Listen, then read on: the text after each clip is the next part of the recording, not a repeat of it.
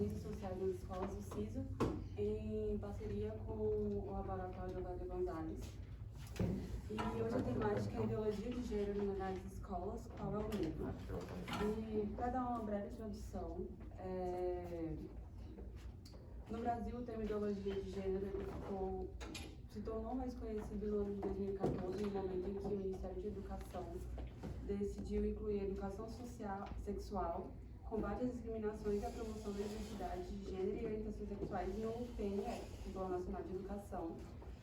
Mas ele acabou retornando durante o período eleitoral do ano de 2018, onde o antes-deputado Jair Messias Bolsonaro estava concorrendo e ele utilizava muito dessa fake news para atacar os seus adversários durante as campanhas.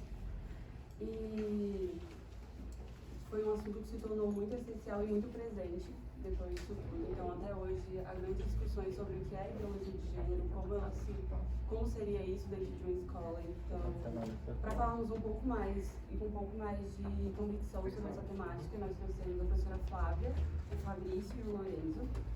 A professora Flávia, ela é mestre e doutora em História pela Unicamp, professora de Ciência Política na Universidade de Brasília, foi editora da Revista Brasileira de Ciência Política entre os anos de 2009 e 2017 e editora associada da revista Politics e Gender entre os anos de 2018 e 2019. Além disso, ela também é autora de diversos livros, entre eles Autonomia e Desigualdade de Gênero, Contribuições para o Feminismo, para a Crítica Democrática, Feminismo e Política, Gênero e Desigualdades, Limites da Democracia no Brasil, Gênero, Neoconservadorismo e Democracia. E entre os livros coletivos que ela co-organizou, o mais recente é Mulheres, Poder e Ciência Política. Já o Fabrício, ele é estudante do curso de Ciências Sociais da Universidade de Brasília, ele tem 19 anos, é pesquisador bolsista pelo CNPq na área de Gênero e Sexualidade nos anos 2018, 19 e 20, pela Universidade de São Paulo. Ao longo dos 3 anos como bolsista, ele desenvolveu pesquisas sob a orientação do professor Tiago Duque, na Universidade Federal do Mato Grosso do Sul, onde integra o Impróprias, Grupo de Pesquisa de Gênero e Sexualidade e Diferença. E nos últimos anos, ele tem divulgado os estudos em seminários, conferências e outros eventos acadêmicos no Brasil, Estados Unidos e Dinamarca.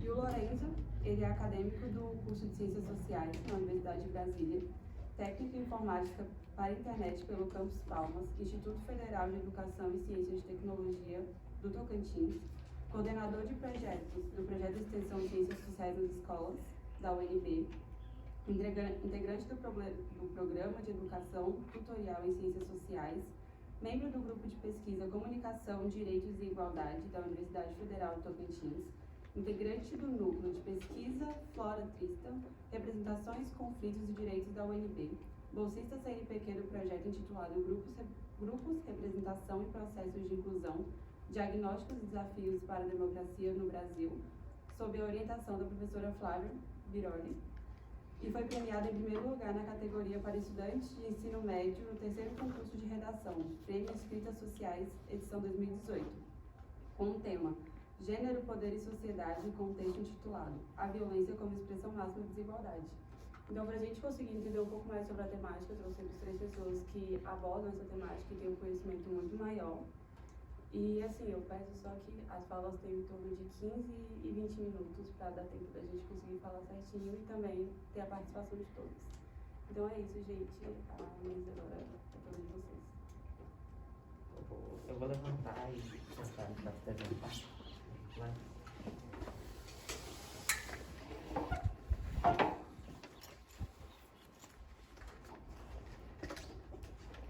Bom, então, gente, boa tarde. Meu nome é Fabrício Panturi, eu sou estudante de 3º semestre aqui de Ciências Sociais da UNB. Eu tenho uma trajetória de pesquisa, né, de iniciação científica júnior, muito por conta da minha escola de ensino fundamental, que tinha um processo com metodologia científica, que a gente tinha que pensar em um tema para ser resolvido ao longo do ano com uma metodologia científica, enfim, desenvolver um projeto em cima disso. E eu acho que cabe, né, começar a minha fala contando um pouco da minha trajetória, que começou lá em 2017. esse foi o meu primeiro contato com o tema de gênero e sexualidade. Né? Eu queria, na verdade, até esqueci, agradecer o convite também, nesse primeiro momento, e é uma honra estar aqui com o Lorenzo e com a professora Flávia, que foi uma referência nas minhas pesquisas, também toda essa trajetória de pesquisa. Enfim. Bom, em 2017, eu estava no 9º ano do ensino fundamental, e foi meu primeiro contato com gênero e sexualidade, em que eu fiz uma pesquisa, que era um estudo sobre sexo, os conceitos, né, de sexo, gênero e orientação sexual, a partir da análise literária da obra A Garota Dinamarquesa, né, do David Ebershoff. Essa pesquisa, então, ela consistia em entender, né, esses conceitos, sexo, gênero e orientação sexual, a partir da história da transição da Lily Elbe, que é a protagonista do livro, que também tem um filme, né? Que é a história de uma mulher trans, né, a primeira mulher trans que teve todo o seu processo de transição relatado em diários que ela escrevia. E essa história se passa em 1930, na Dinamarca. Então ela é uma pioneira trans, né, a Lily Elbe. E então essa pesquisa consistia em entender esses conceitos a partir da história da Lily. Né. E ao desenvolver essa pesquisa e apresentá-la em feiras científicas, o projeto ganhou muita visibilidade. E durante algumas apresentações, eu passei a receber muitos jovens, né, porque eu participava dessas feiras científicas, que são espaços voltados para os jovens. E eu recebia no meu stand muitos jovens que começavam a relatar suas experiências relacionadas a gênero e sexualidade e que envolviam esse espaço da escola. Né, e eu achei interessante, né, esses relatos que apareciam para mim. E achei que seria interessante fazer uma outra pesquisa, dessa vez escutando esses relatos, né, desses jovens, e entender essa realidade desse ambiente escolar no quesito de abordagem a gênero e sexualidade. E aí é importante citar que essa primeira pesquisa que eu realizei, durante as participações de feiras científicas, eu fui recebendo premiações e alcancei a Feira Nacional, que é a feira que é realizada na USP, chama FEBRASE. Lá eu alcancei o primeiro lugar na área de ciências humanas e ganhei a bolsa do CNPq. A bolsa do CNPq, ela me proporcionou ser orientada pelo professor Tiago, mas era uma bolsa que era vinculada à USP, mesmo o Tiago estando na UFMS, então eu tinha que fazer um relatório das atividades para a USP. E, enfim, isso é importante porque com o Tiago a pesquisa ela vai tomar um outro rumo, ela sai daquela coisa de escola, e passa a ser uma coisa mais acadêmica, enfim.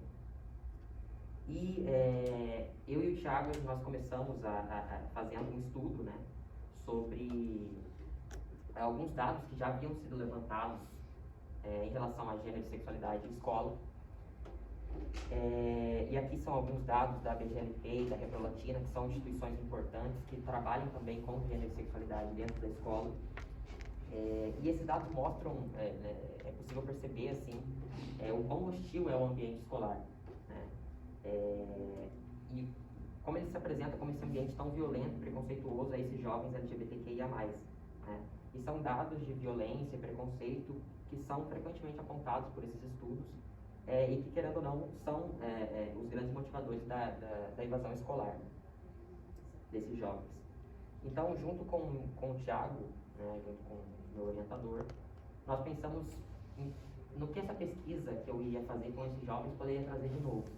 O que poderia trazer de novo, assim, um aspecto novo que não apareciam nessas pesquisas. E nós decidimos trabalhar com os relatos positivos. Então, as experiências positivas que a escola pode proporcionar relacionadas a gênero e sexualidade, para, enfim, não deixando de citar, claro, que a escola é sim um ambiente muito hostil e preconceituoso a essas vidas, mas seria algo no sentido de mostrar o que a escola pode fazer para se tornar um ambiente mais acolhedor desses jovens. Né? E aí, claro, o tema da pesquisa estava decidido, eu ia trabalhar recolhendo relatos desses jovens e analisando relatos desses jovens, mas eu passei por um problema na pesquisa logo no começo, envolvendo o comitê de ética. Né? Por ser menor de idade, nessa época, né, em 2018, que é o ano que eu decidi fazer essa pesquisa, eu não poderia fazer entrevistas com esses jovens.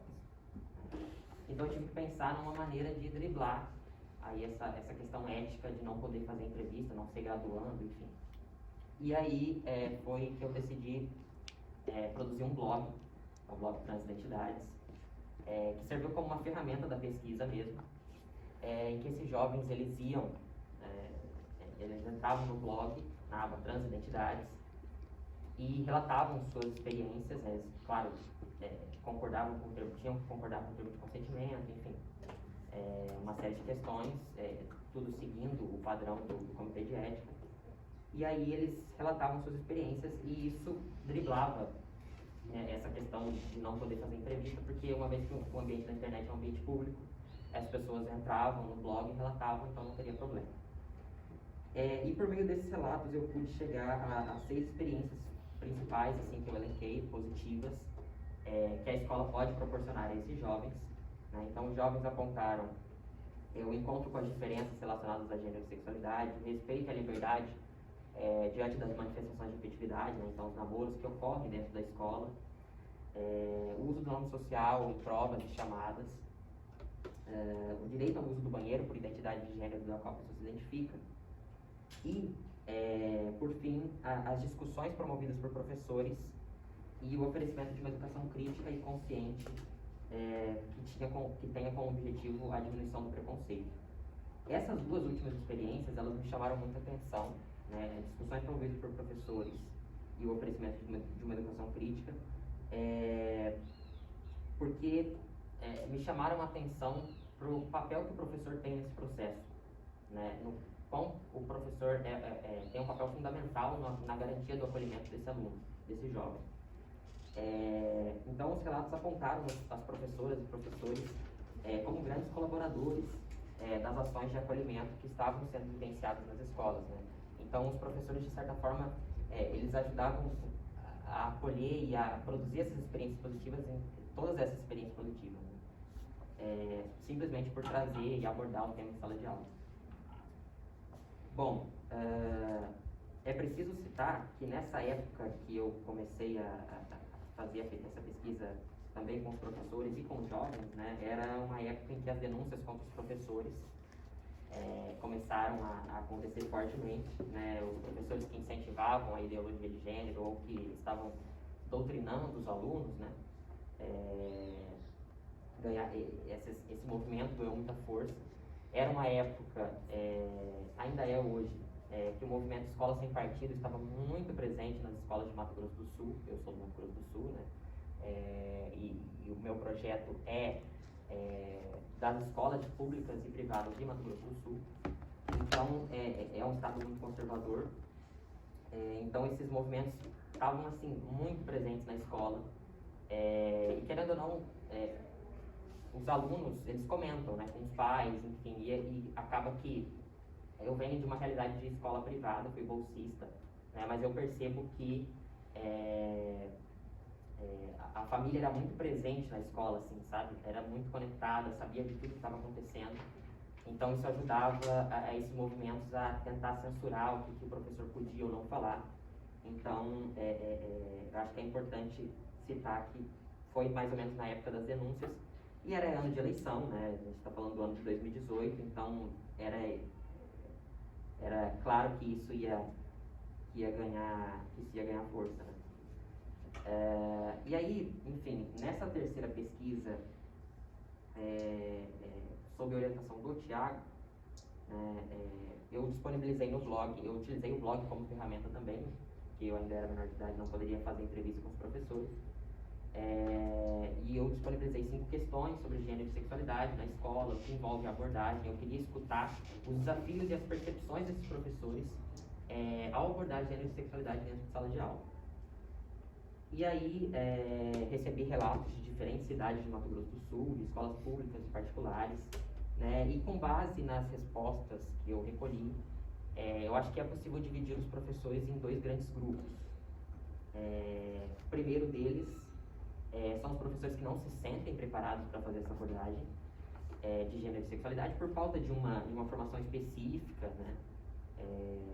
Então acho que expõe aí também um problema de formação desses professores, né, que não tem contato em nenhum momento da carreira com essa temática de gênero e sexualidade.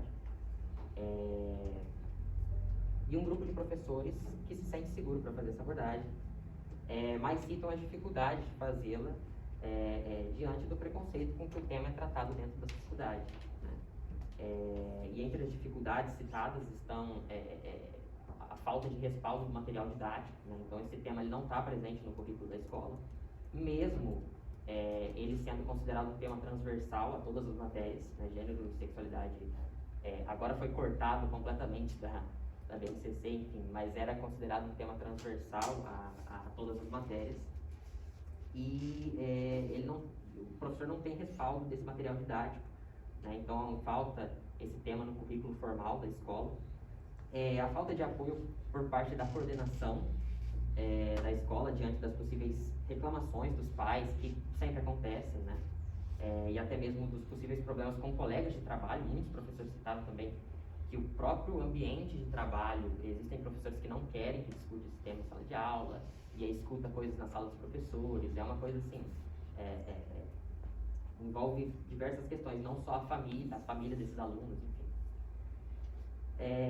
E também foi citada a censura, né, e o medo diante desses movimentos conservadores que estão cada vez mais presentes na sociedade, nas redes sociais, enfim. O movimento Escola Sem Partido foi muito citado. Então é muito claro assim, que a discussão de gênero e sexualidade ocorre muito pouco dentro da sala de aula, né? Os professores citam que a discussão geralmente está restrita a eventos. Os professores que tentam abordar gênero e sexualidade geralmente chamam especialistas, mas é assim, caso de uma palestra para falar sobre esse assunto, sendo que é um tema que deveria estar assim, presente no cotidiano do espaço escolar. Então, ele não é um tema que não aparece, né, em nenhum momento. Então, eu acho que é importante citar também que eu percebi que a situação é muito delicada também nas escolas particulares, porque a escola particular ela funciona como uma empresa, né, é uma empresa, e os pais geralmente são tratados como clientes, né, e o professor acaba ficando refém dessa relação de poder que esses pais têm com a coordenação. Então, acaba que a coordenação indica para esses professores não tocar no assunto para não ter problema, sabe? Então, é uma coisa nesse sentido.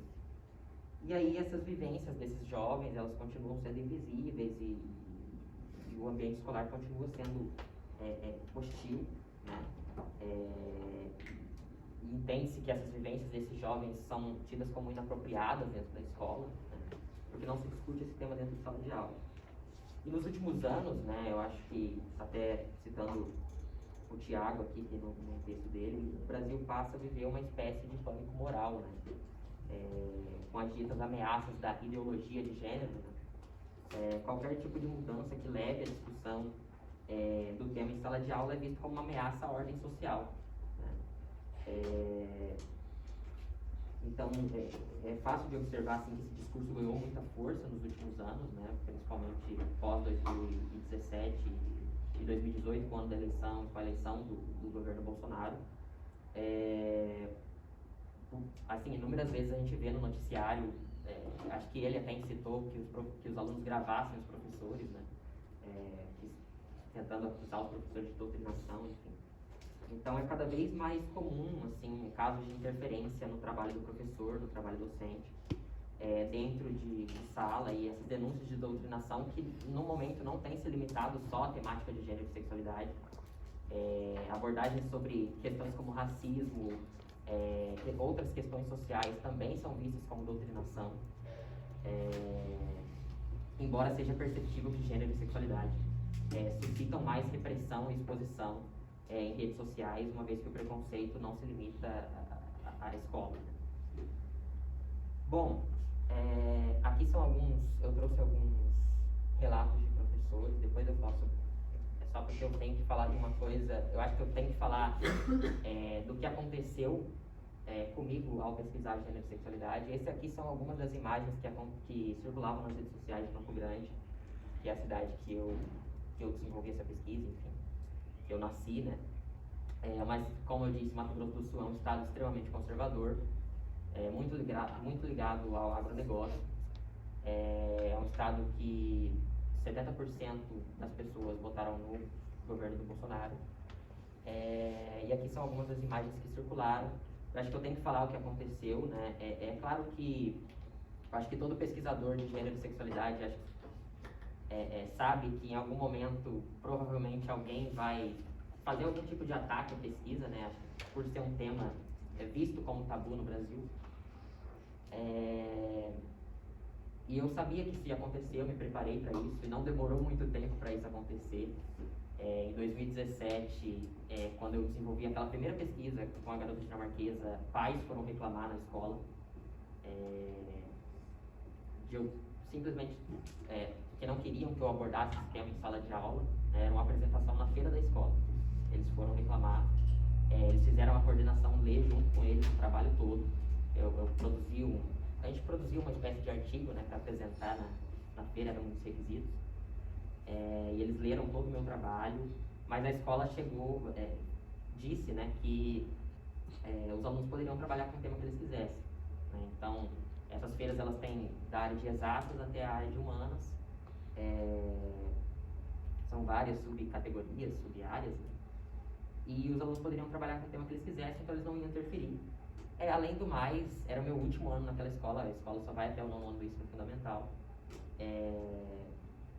E eu tive problemas já nesse primeiro ano. O ano de 2018 foi um ano que eu vivenciei as experiências ruins relacionadas a esses ataques em menor quantidade. Eu acho que é porque foi um ano que eu foquei bastante nas feiras de ciências, então acho que se limitou a esses espaços. Algumas pessoas que iam no trabalho e falavam, assim, e atacavam a pesquisa, enfim. Então eu tinha que escutar, né, porque eu estava ali no stand, muitas vezes até avaliadores, essas feiras de ciências são ambientes competitivos e tem esses avaliadores. Eu já tive avaliador que chegou no meu trabalho e não quis avaliar, então foi um ano tenso também, mas o principal, o ano mais tenso de todos foi 2019, né, o primeiro ano do governo Bolsonaro, né, depois de eleito. Foi um ano um pouco mais tenso, acho que também por conta da visibilidade que a pesquisa ganhou.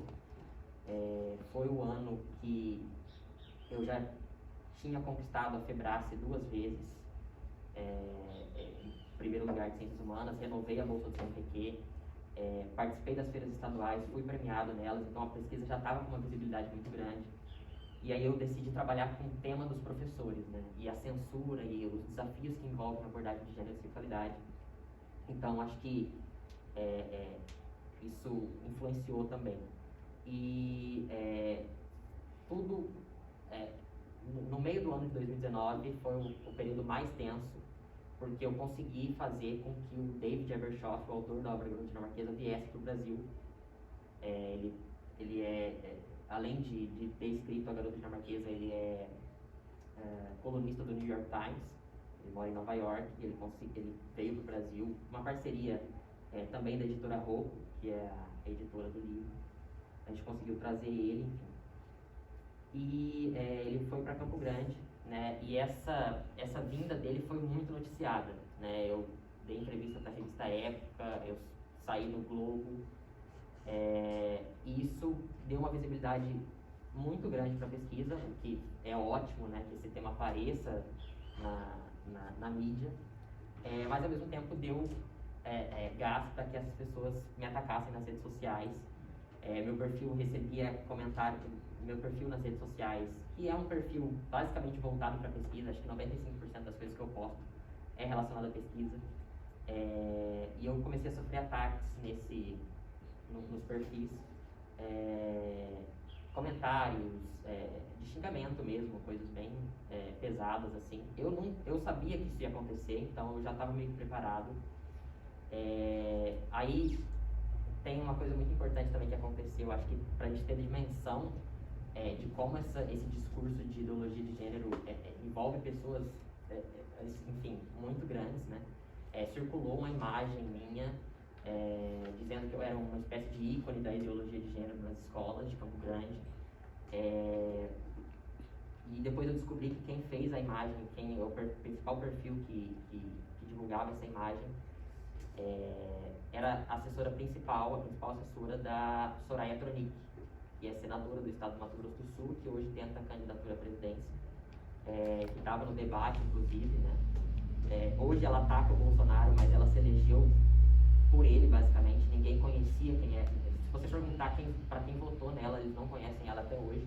Ela se elegeu nesse discurso bolsonarista. E aí, essa assessora dela é aquela assessora que ficou muito famosa porque ela tirou a foto do perfil dela e de candidatura dela, saiu lá, enfim, era a foto dela com uma pistola e uma figura religiosa. Não sei se vocês chegaram a ver. Essa era a assessora. A Isto É fez uma matéria com ela também, falando que ela, enfim, era terrorista, fazia parte do grupo de terroristas da direita, né? Enfim, aí eu percebi a dimensão que a pesquisa alcançou, assim, sabe? De ter pessoas que são muito importantes, porque é uma senadora da República, ela já era senadora,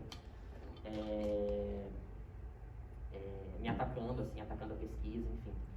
Mas acho que, como eu já estava preparado, acho que o Thiago me preparou bem para isso, né? Ao longo da minha pesquisa, eu acabei que não levei tudo isso muito a sério, eu continuei pesquisando, eu sabia que a visibilidade que a pesquisa tinha ganhado foi por conta das feiras de ciências, então eu precisava focar e treinar para tentar levar essa pesquisa a mais espaços. E apesar de tudo que aconteceu, a conferência na SBPC aconteceu. Eu fui o mais jovem em 74 anos de SBPC a fazer uma conferência, né? Nunca na história da SBPC uma pessoa que não era da graduação, não estava de certa forma vinculada à universidade, tinha feito apresentado uma conferência. Então isso foi muito legal também. E então eu estava de certa forma preparado para tudo isso. O problema foi quando eles perceberam que atacar a minha pesquisa e me atacar não ia fazer tanto sentido e eles poderiam até ter problemas com isso, por eu ser menor de idade, né? E eles passaram a atacar a minha mãe, a minha família, e aí foi que começou o problema. Minha mãe é professora de História e Geografia, era professora de História e Geografia na escola que eu desenvolvi essas pesquisas. Ela estava, quando eu estava lá, fazia 16 anos que ela estava já. Uma escola particular, enfim. E ela foi denunciada, né, na delegacia e no Ministério Público por supostamente, basicamente, doutrinação, né, essa questão lá no estado do Mato Grosso do Sul. E, enfim, acabou que não deu em nada, mas eu acho que a coisa fica mais tensa quando não envolve só você, né? Envolve pessoas que estão à sua volta, enfim. E minha mãe, enfim, desenvolveu uma série de traumas, assim, relacionados a isso. Teve um episódio de um dia que ela entrou na sala e alguns alunos tiraram da mochila e colocaram livros do Olavo de Carvalho na mesa, assim. Alguns episódios também de tentativas de gravar ela. E até mesmo uma coisa simples que ela anotava no quadro, distorcia e anotava para mostrar para os pais, sabe? E aí era um movimento de pais que tinha grupos organizados nas redes sociais, enfim. Acabou que chegou numa situação tão tensa que ela teve que deixar a escola, a coordenação não conseguiu fazer, a situação estava insustentável, assim. Ela teve que deixar a escola, foi um período bem difícil, isso já começo de 2020. Então, foi um período bem difícil, assim, principalmente para ela, mas pra gente, pra mim, pro meu pai, a gente sabe o quanto ela gosta de dar aula, enfim, ser afastada por uma coisa, assim, que não faz sentido algum. Então, eu acho que, enfim, foi um período bem difícil. Hoje, esse é um dos motivos também dela ter vindo para cá comigo, para Brasília, né? Eu acho que em Campo Grande não daria muito para ela ficar lá, porque por mais que, assim, não tenha dado nada a denúncia, o papel da denúncia foi feito, né? afetou o psicológico da pessoa. E não só isso, mas o simples fato de você receber uma denúncia com algo relacionado a criança, adolescente, é muito pesado e, enfim, as outras escolas ficariam sabendo disso e, enfim, poderia dar mais problema ainda. Então, ela decidiu sair de lá. Hoje ela dá aula aqui em Brasília. Mas eu acho que toda essa história, eu não sei, parece que dá para entender um pouco desses movimentos conservadores e desse movimento da ideologia de gênero nas escolas. Mas eu não falei isso para assustar. Eu acho que o saldo da pesquisa é positivo. Apesar de tudo isso que aconteceu, eu sabia que, enfim, a pesquisa envolvia eu sabia que precisava arrumar força de algum lugar para continuar apresentando e continuar levando esse tema para cada vez mais lugares. Chegou um momento que a pesquisa não envolvia só o ambiente da minha escola, envolvia outras coisas, outras pessoas. Então eu precisava continuar, né? E então acho que o saldo é positivo, né? Eu participei de todas as feiras que eu participei com essa pesquisa, eu fui premiado, ganhei visibilidade. Eu acho que principalmente tive contato com professores, né, de diferentes universidades. Eu pude apresentar na USP, Unicamp, Unifesp.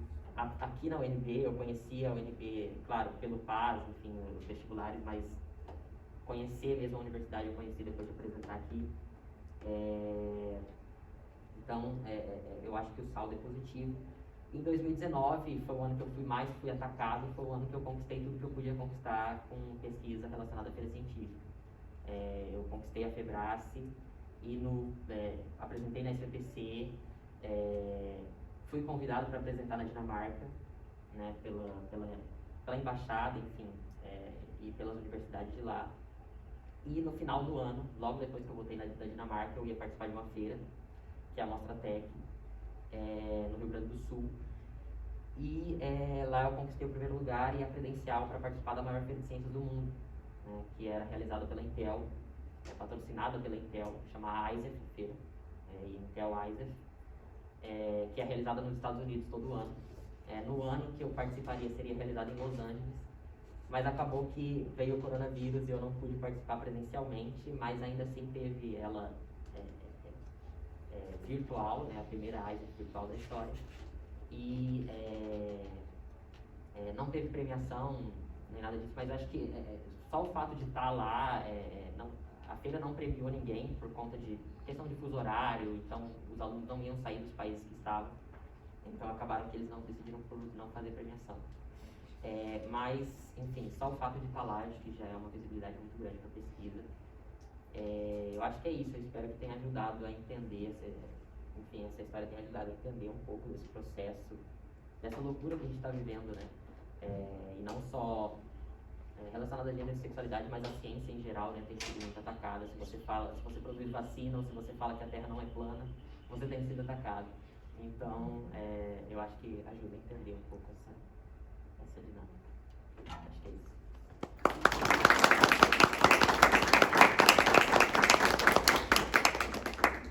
Agora, para dar continuidade, a gente vai ouvir um pouco da professora Flávia sobre o que você tem em relação ao gênero e sexualidade. Obrigada. Primeiro, obrigada pelo convite, prazer estar aqui com vocês, prazer poder ouvir o Fabrício, que eu já tinha tido uma primeira oportunidade de ouvi-lo quando foi meu aluno na disciplina de Gênero e Política. Tem gente aqui, né, que estava na disciplina e foi ótimo naquele momento, mas foi melhor ainda agora, Fabrício, porque presencialmente é diferente, né, a gente poder se ouvir assim numa sala. Então, gostei muito de poder te ouvir e fico muito contente de estar aqui também ao lado do Lorenzo, que está trabalhando comigo e com um grupo de pessoas que tem se dedicado a temas relacionados a gênero e eleições, mas também gênero e neoconservadorismo, e quem me trouxe o convite, então também agradeço mais uma vez. Bem, eu vou procurar ser breve, pensando um pouco no nosso tempo, e aí depois eu fico à disposição para questões que vocês tenham, né? Eu vou fazer da seguinte forma, eu vou falar um pouquinho sobre o contexto que ultrapassa o processo político brasileiro, em que a noção de ideologia de gênero passou a ser parte dos embates políticos, num primeiro momento relacionados à entrada ou não do gênero como conceito de certos temas em discussões e documentos que tinham uma relação direta com os direitos das mulheres, mas também faziam parte da expansão do sistema internacional de direitos humanos para passar a conter, né, a incluir essas agendas. Aí depois vou falar um pouquinho do processo brasileiro, assim, dialogando com o Fabrício, para a gente pensar assim, que momentos foram esses em relação também ao que estava acontecendo no Executivo, no Congresso Nacional, a emergência do movimento Escola Sem Partido.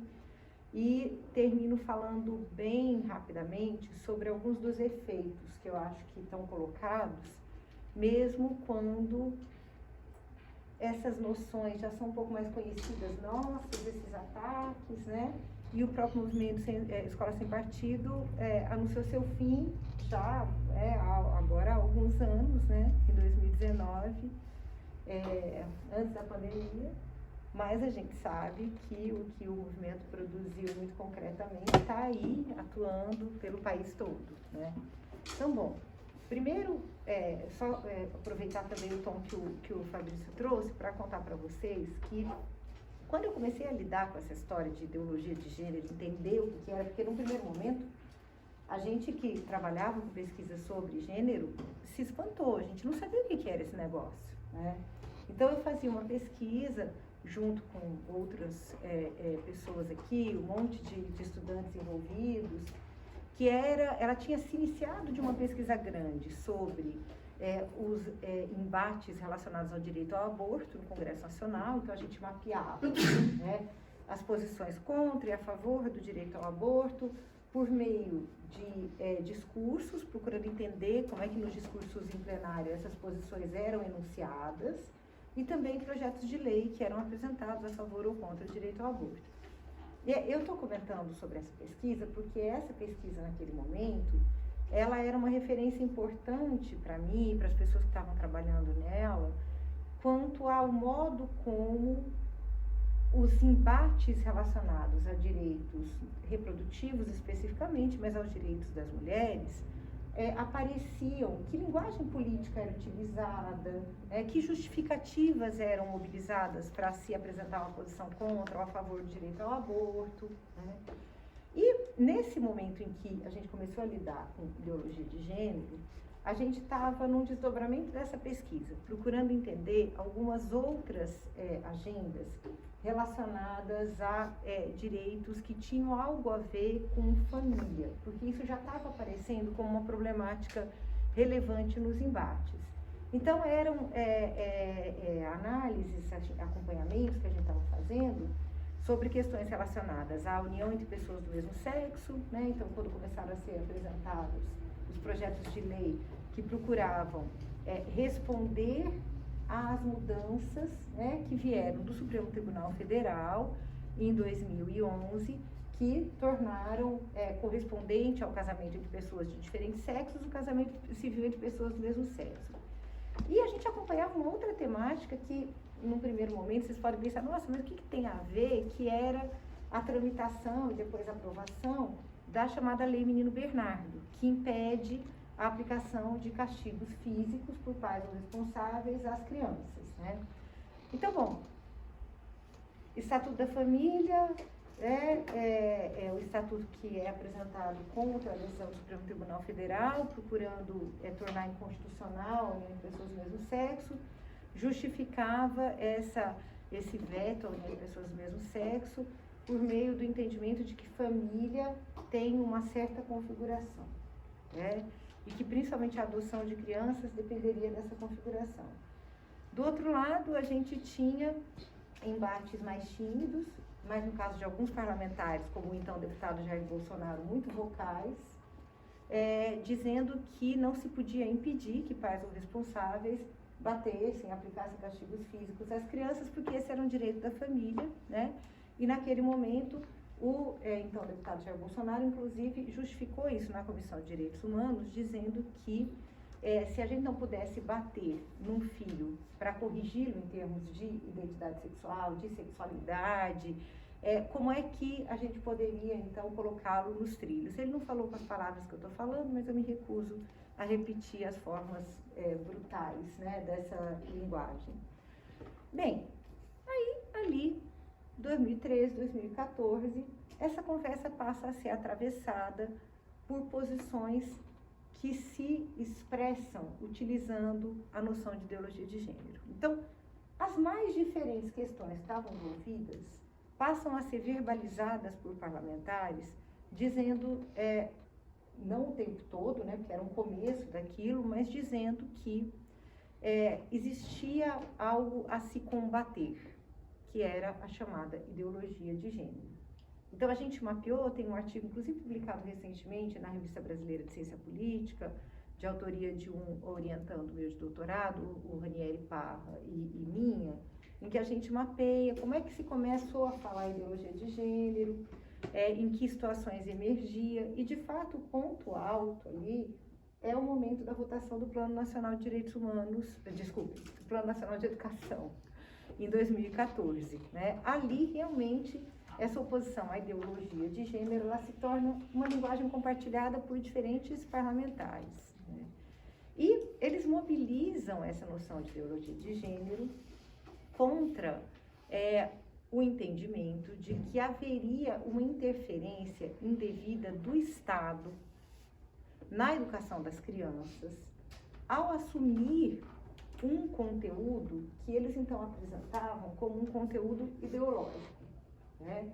Então vejam que há aí uma questão que é que durante os anos anteriores, no Brasil e internacionalmente, eu já vou falar dessa questão internacional um pouquinho, no Brasil e internacionalmente, gênero apareceu numa perspectiva de luta por garantir direitos e garantir a inclusão de agendas relacionadas a direitos das mulheres e direitos no âmbito, no escopo aí, alargado da sexualidade, né, e da identidade sexual, que ainda não era tanto uma questão, mas da diversidade sexual.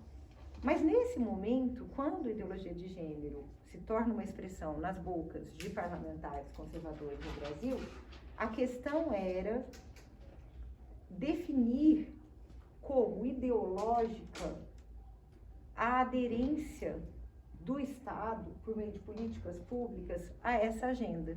Então, não mais direitos, não mais reconhecimento da diversidade sexual, respeito à diversidade sexual, mas uma posição que procurava tornar ilegítima essa agenda. Então, ideológica, vocês que são das ciências sociais, a gente aprende várias acepções para a noção de ideologia, né?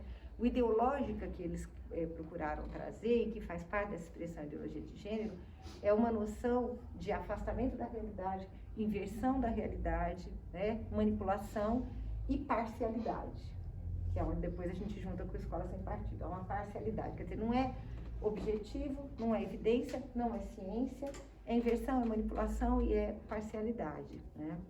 Bem, então foi assim que eu, nas minhas pesquisas, topei com a discussão sobre ideologia de gênero pela primeira vez, né?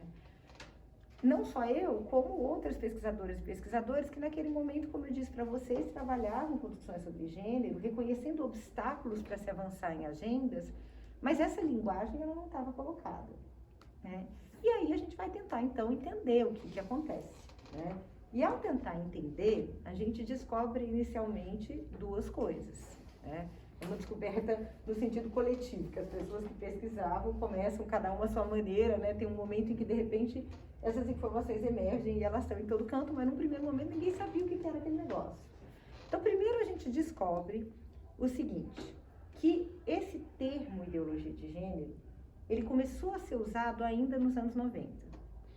Isso, ao mesmo tempo, ajudava a entender algumas coisas, mas colocava um desafio tremendo, que era, por que só lá em 2013, 2014, esse termo começa a aparecer no Congresso Nacional, E dali a pouco, para dar um marco para vocês, no caso brasileiro, 2017, os protestos contra a vinda de Judith Butler ao Brasil para falar no Sesc Pompeia, em São Paulo.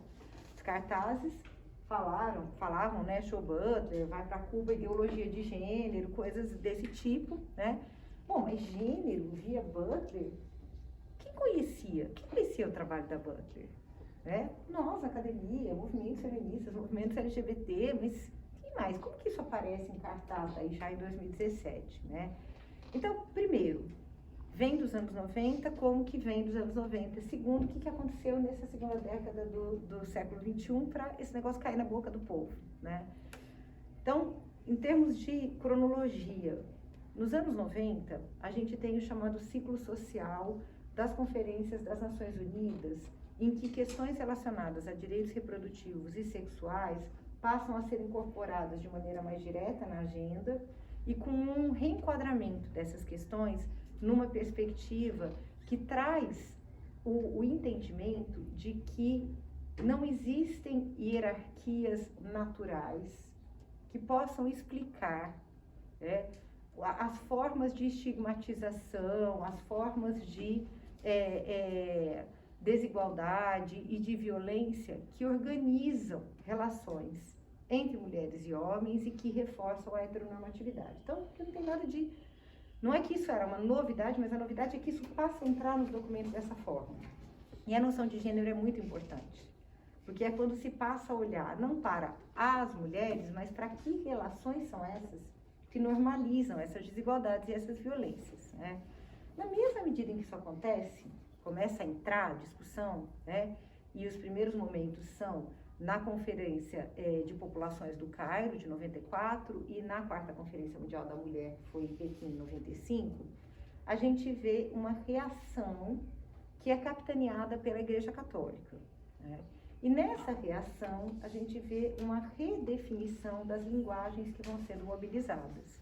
Então, em 95, no momento da 4ª Conferência Mundial da Mulher, a gente tem o primeiro documento que circula, que é de uma ativista católica de direito estadunidense, chamada Dale O'Leary, que justamente trata dos riscos da ideologia de gênero. Ela estava na Conferência de Pequim, ela estava lá como parte desses grupos que estavam combatendo avanços em direitos reprodutivos, direitos sexuais, e ela escreve esse texto que circula pela primeira vez, então, chamando a atenção para a existência de algo que não tinha esse nome, né? Ideologia de gênero.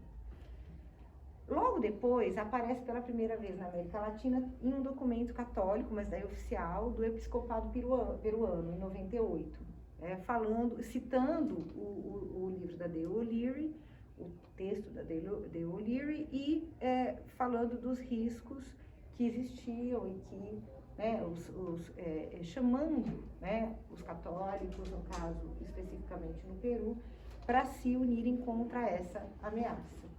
E aí essa ameaça aparece como uma ameaça às famílias e às crianças, já desde aquele momento.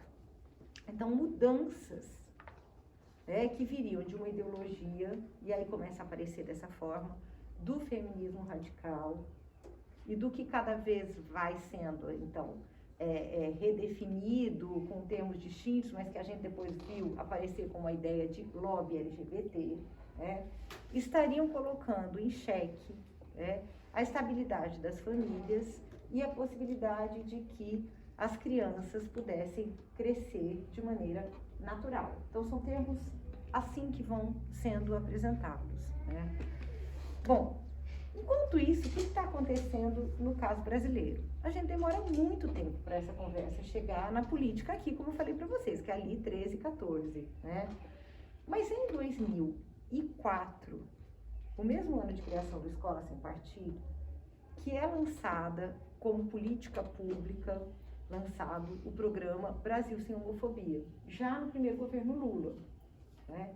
Eu não vou ter tempo para falar sobre isso, mas todo o nosso ciclo democrático, ele é um ciclo de aberturas difíceis, mas aberturas para maior entrada de agenda de direitos humanos e de agendas de gênero. Mas quando Lula é eleito em 2002, a gente tem uma estrutura de oportunidades para avançar nessas agendas, que é um pouco distinta dos anos anteriores, pela relação que o Partido dos Trabalhadores tem histórica com os movimentos sociais.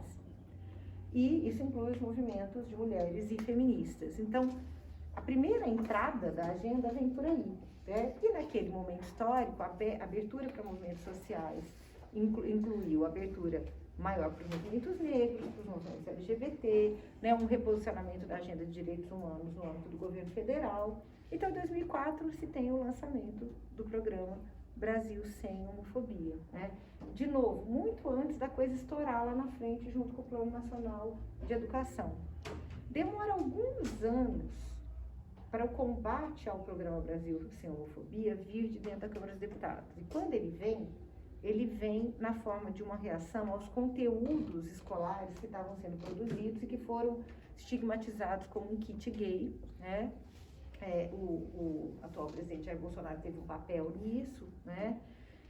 Mas não foi sozinho que ele apresentou essa agenda reativa, né?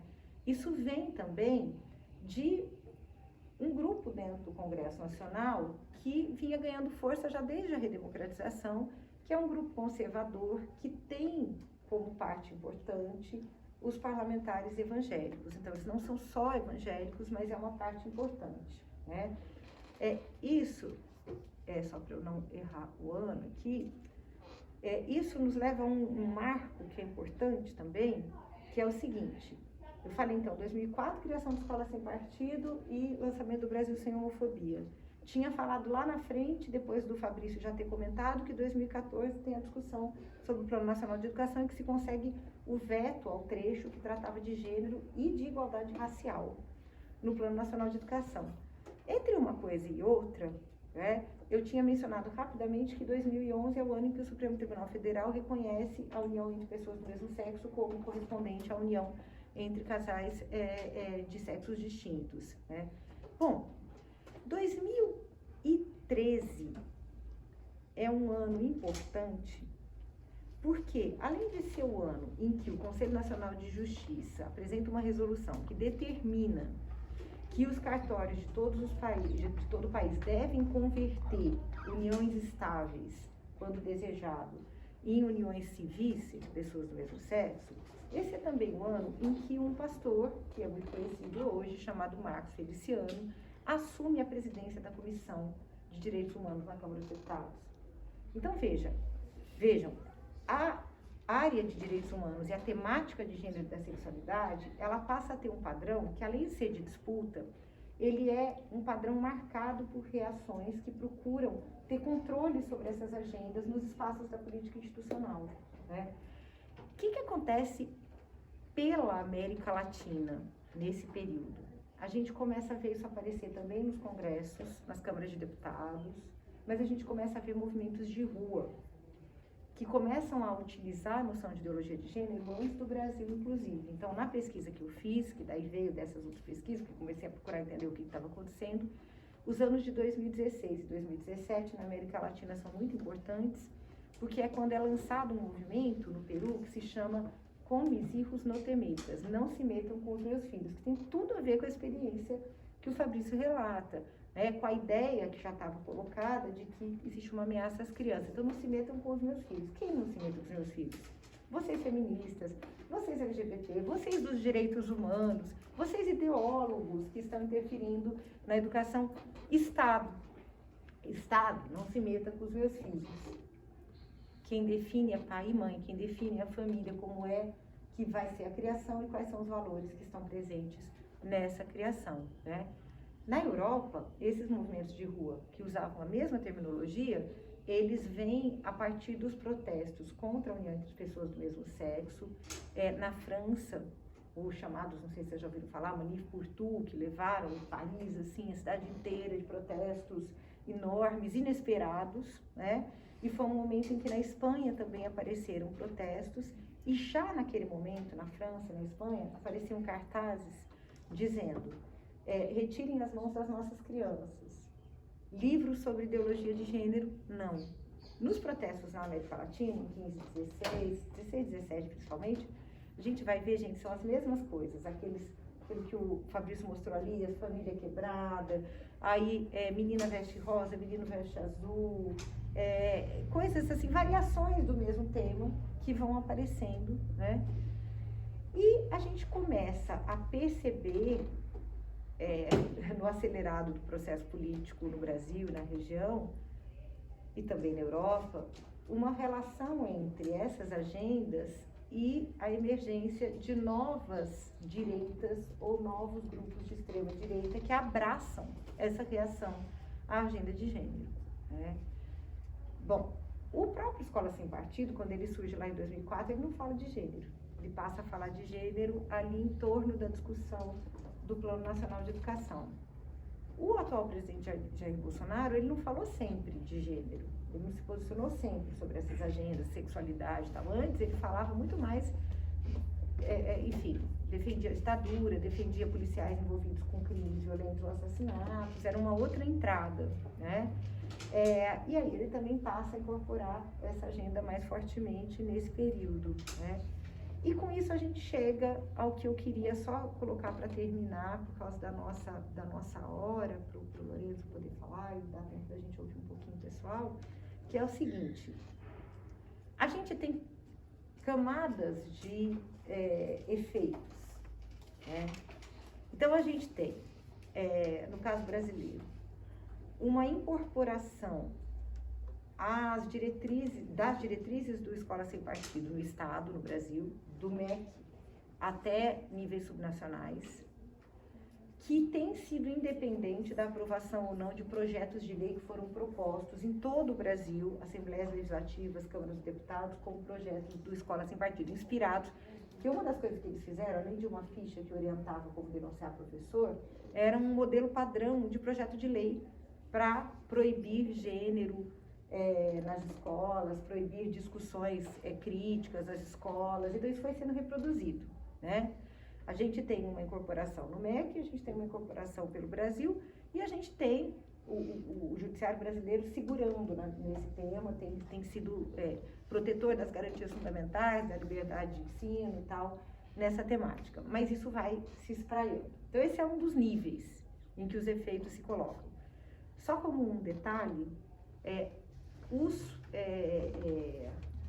membros, lideranças do Escola Sem Partido, eles passam a ter cargos no governo Temer, mas eles não conseguem o espaço que eles desejaram no MEC com a vitória de Jair Bolsonaro.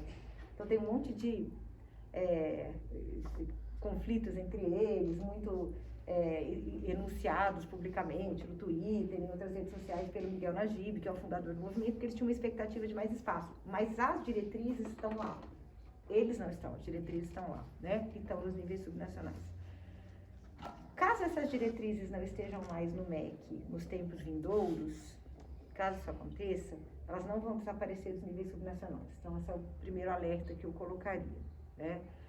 Um segundo alerta que eu colocaria é que, como tem sido comum com a ascensão da extrema-direita e dos fascismos pelo mundo nessa quadra histórica, a ativação, e foi também em outros momentos históricos, a ativação das pessoas comuns, mobilizando essas agendas, ela tem sido muito importante. Não precisa ter diretamente o tempo todo algo de cima para baixo. Grupos de pais têm sido fundamentais. Isso tem acontecido no Brasil e nos Estados Unidos é uma realidade assustadora. O modo como grupos de pais têm atuado para proibir livros em escola, tem sido a base para dar legitimidade a leis que hoje proíbem discutir história da população negra, história do racismo, relacionada ao racismo, né, o que eles estão chamando de teoria crítica do racismo nos Estados Unidos, e qualquer questão de gênero, né? A Flórida, por exemplo, tem leis proibindo todas essas discussões, né? E elas estão começando a se multiplicar, e os grupos de pais têm sido fundamentais. Então, aquilo que o Fabrício comentou, não, os pais começaram a ir lá na escola, tal, essa é uma realidade. Então, não depende só de ter legislador que se comprometa com isso, tem esses grupos, portanto, tem uma micropolítica aí que também é importante e que também não vai desaparecer fácil, né? E, por fim, eu queria só dizer o seguinte: a gente tem agendas específicas. Existe uma reação muito forte aos direitos sexuais. há diversidade em termos de identidade sexual. Existe uma reação muito forte a agendas igualitárias de gênero, até mesmo uma resistência, por exemplo, a discussões sobre violência hoje, né, que tem se colocado. Existem ações muito voltadas para impedir a educação sexual.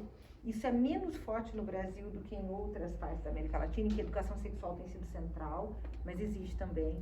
Mas eu queria dizer para vocês que há algo que me parece reunir tudo isso, que é todo um conjunto de ações que convergem no entendimento de que o Estado não pode se responsabilizar pelo combate a violências e pela superação de desigualdades e violências. Cabe a cada um, cabe aos pais definir se, por exemplo, na casa a criação vai ser homofóbica ou vai ser uma criação de respeito. Se os seus vão se alinhar com valores democráticos e de direitos humanos ou não, né? Tem uma ruptura com um entendimento que foi fundamental aos processos de consolidação democrática nas décadas anteriores, né? Que era o de que nós temos alguma responsabilidade coletiva por fazer a sociedade ser mais justa. Essa ruptura é muito séria e ela tem uma relação muito direta com o tipo de disputa pelo Estado que tem se feito, de onde é que tem que tirar o Estado, onde é que tem que pôr o Estado, né? O tipo de disputa que inclui os atores religiosos, por exemplo, dizendo que é atentado contra a liberdade religiosa não poder fazer discurso homofóbico nas igrejas e assim por diante, né? Eu paro aqui porque já acabei falando demais também, passo para o Lorenzo. Obrigada, gente.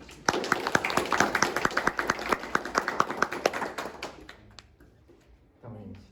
Só rapidinho. A Thay, ela teve que se ausentar por um instante nesse finalzinho da mesa. Aconteceu uma emergência pessoal, por isso ela teve que sair um pouco mais cedo. Mas Lorenzo, agora fala tudo sua. Então, gente, boa tarde. Primeiro eu queria agradecer pela professora Flávia pelo Fabrício ter aceitado o convite. É um prazer estar aqui com vocês. E começar um pouquinho como que eu comecei a me interessar por esses assuntos, né? Eu acho que como uma criança, assim, a gente sofre umas violências meio chatas, né, na escola, assim, por ser diferente. Então, desde sempre eu me senti meio assim na escola, sabe? Tipo, mais próximo das meninas do que dos meninos. Eu acredito que a gente tenha tido algumas vivências parecidas, né, com a minha. Então aí eu comecei a notar que tinha alguma coisa, né?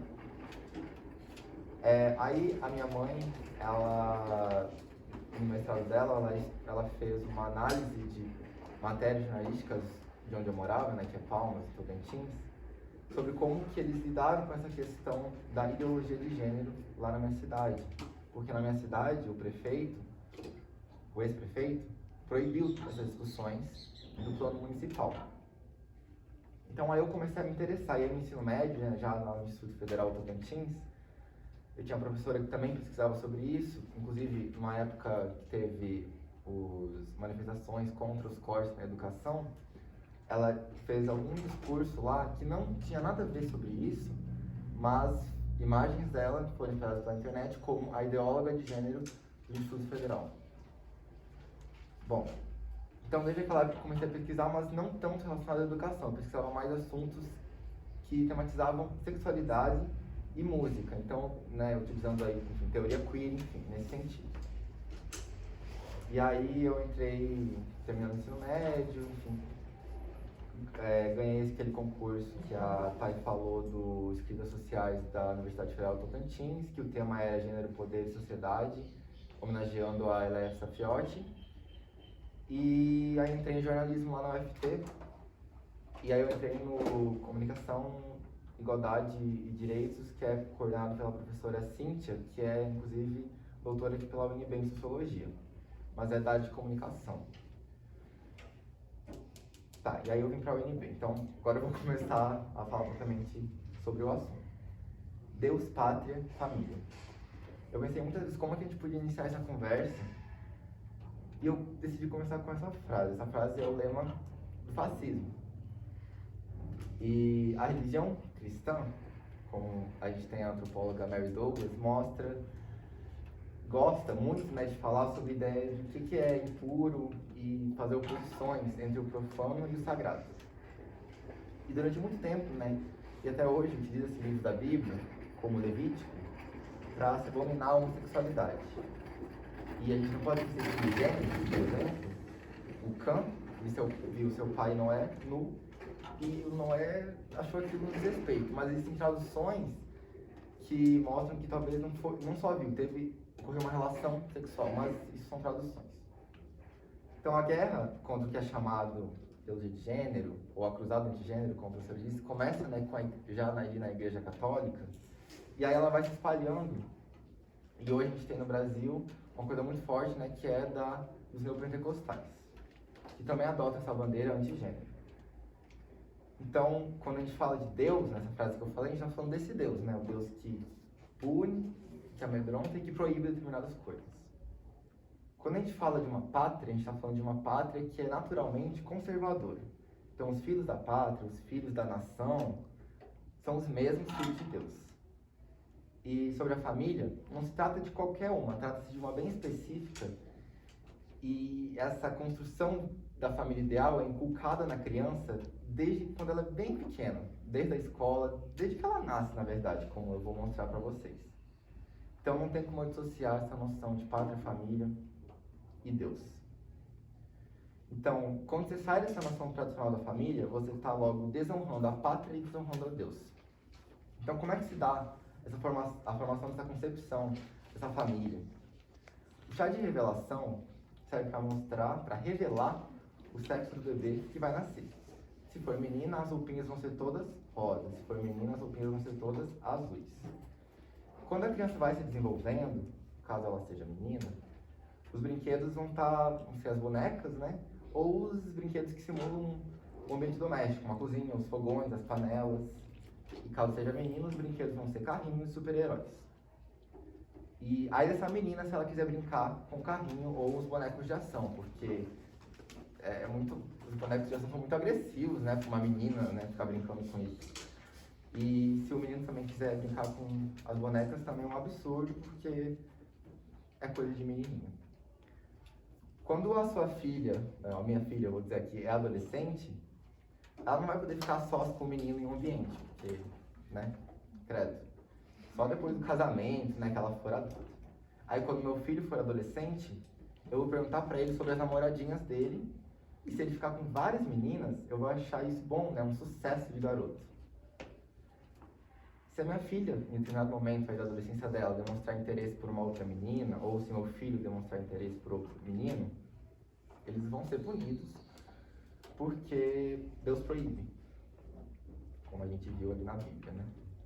Então, só que caso a minha filha sofra algum tipo de violência, eu vou questionar que roupa que ela estava usando, porque as meninas, as mulheres precisam cuidar das roupas que elas usam, né? E se o meu filho for o violentador nesse caso, ele é uma vítima da sociedade, uma pessoa imatura, que não tinha consciência do que estava fazendo, porque ele foi influenciado a fazer isso, né? Porque a mulher pediu com as roupas que ela estava usando. Enfim. Até agora, eu não falei a palavra gênero, né? Não falei a palavra gênero até agora. Só no começo, quando eu estava falando sobre mim. Mas eu estou falando aqui sobre questões que beiram, estão em torno desse termo. Se a gente for seguir aquela sequência que a Judith Butler, né, propõe, né, sexo, gênero e sexualidade, a gente mostra que o sexo, ela coloca como construção, mas ele estaria ali representado pela genitália. Então é mais biológico. Aí, dependendo dessa genitália, a criança vai ser do gênero masculino ou feminino, e isso vai definir toda a performance dela. Então define se ela vai usar azul, se vai usar rosa, né? E os brinquedos também que ela vai brincar. Aí, né, na adolescência, elas vão passar a se apaixonar e ter os primeiros namoradas. E isso é definido pelo masculino. Então, se for pelo gênero, desculpa. Se for do masculino, vai se apaixonar por menina. Se for do feminino, vai se apaixonar por meninos. Então, sempre o destino é heterossexualidade. Não tem pra onde correr.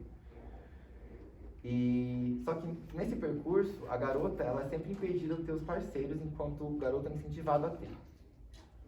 E aí isso ajuda para que algumas situações de desigualdade e violência passem impunes. Então, nessa sequência que eu falei de sexo, gênero e sexualidade, podem haver quebras de paradigmas, que são as pessoas que fogem, né, desse tradicional.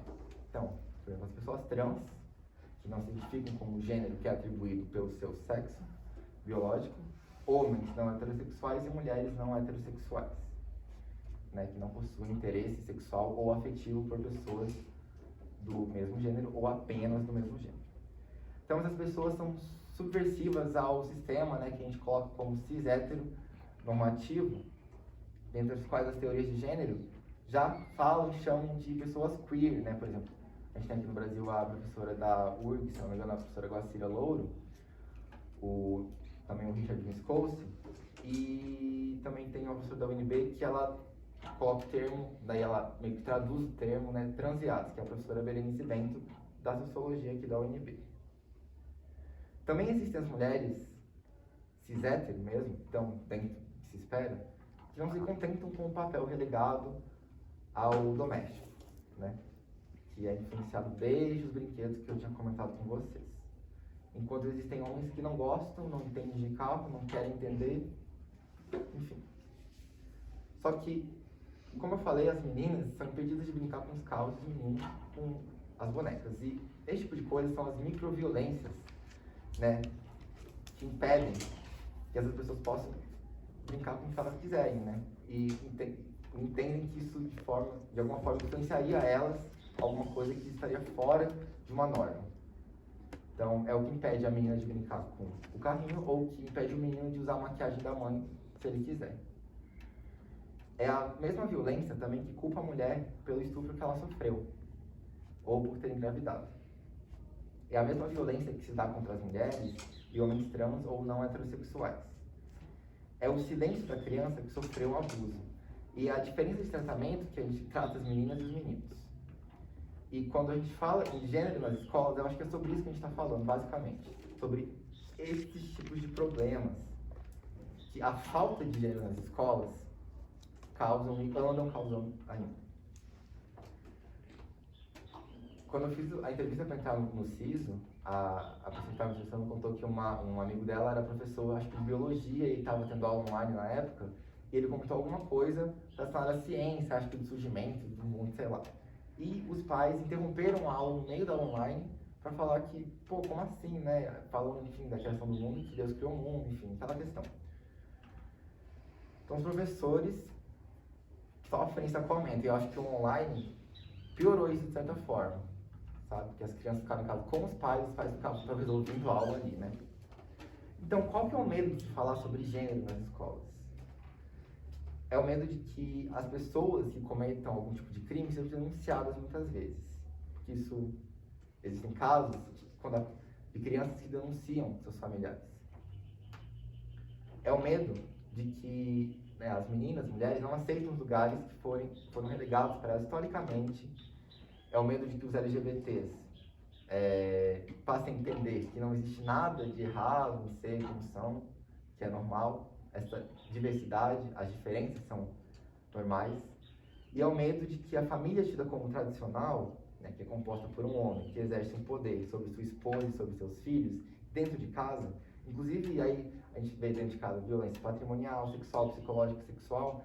Então é o medo de que essa norma, essa família seja afrontada, porque se a gente fala sobre isso, esses homens podem ser questionados e talvez até punidos, caso isso entre por uma questão de lei e Estado.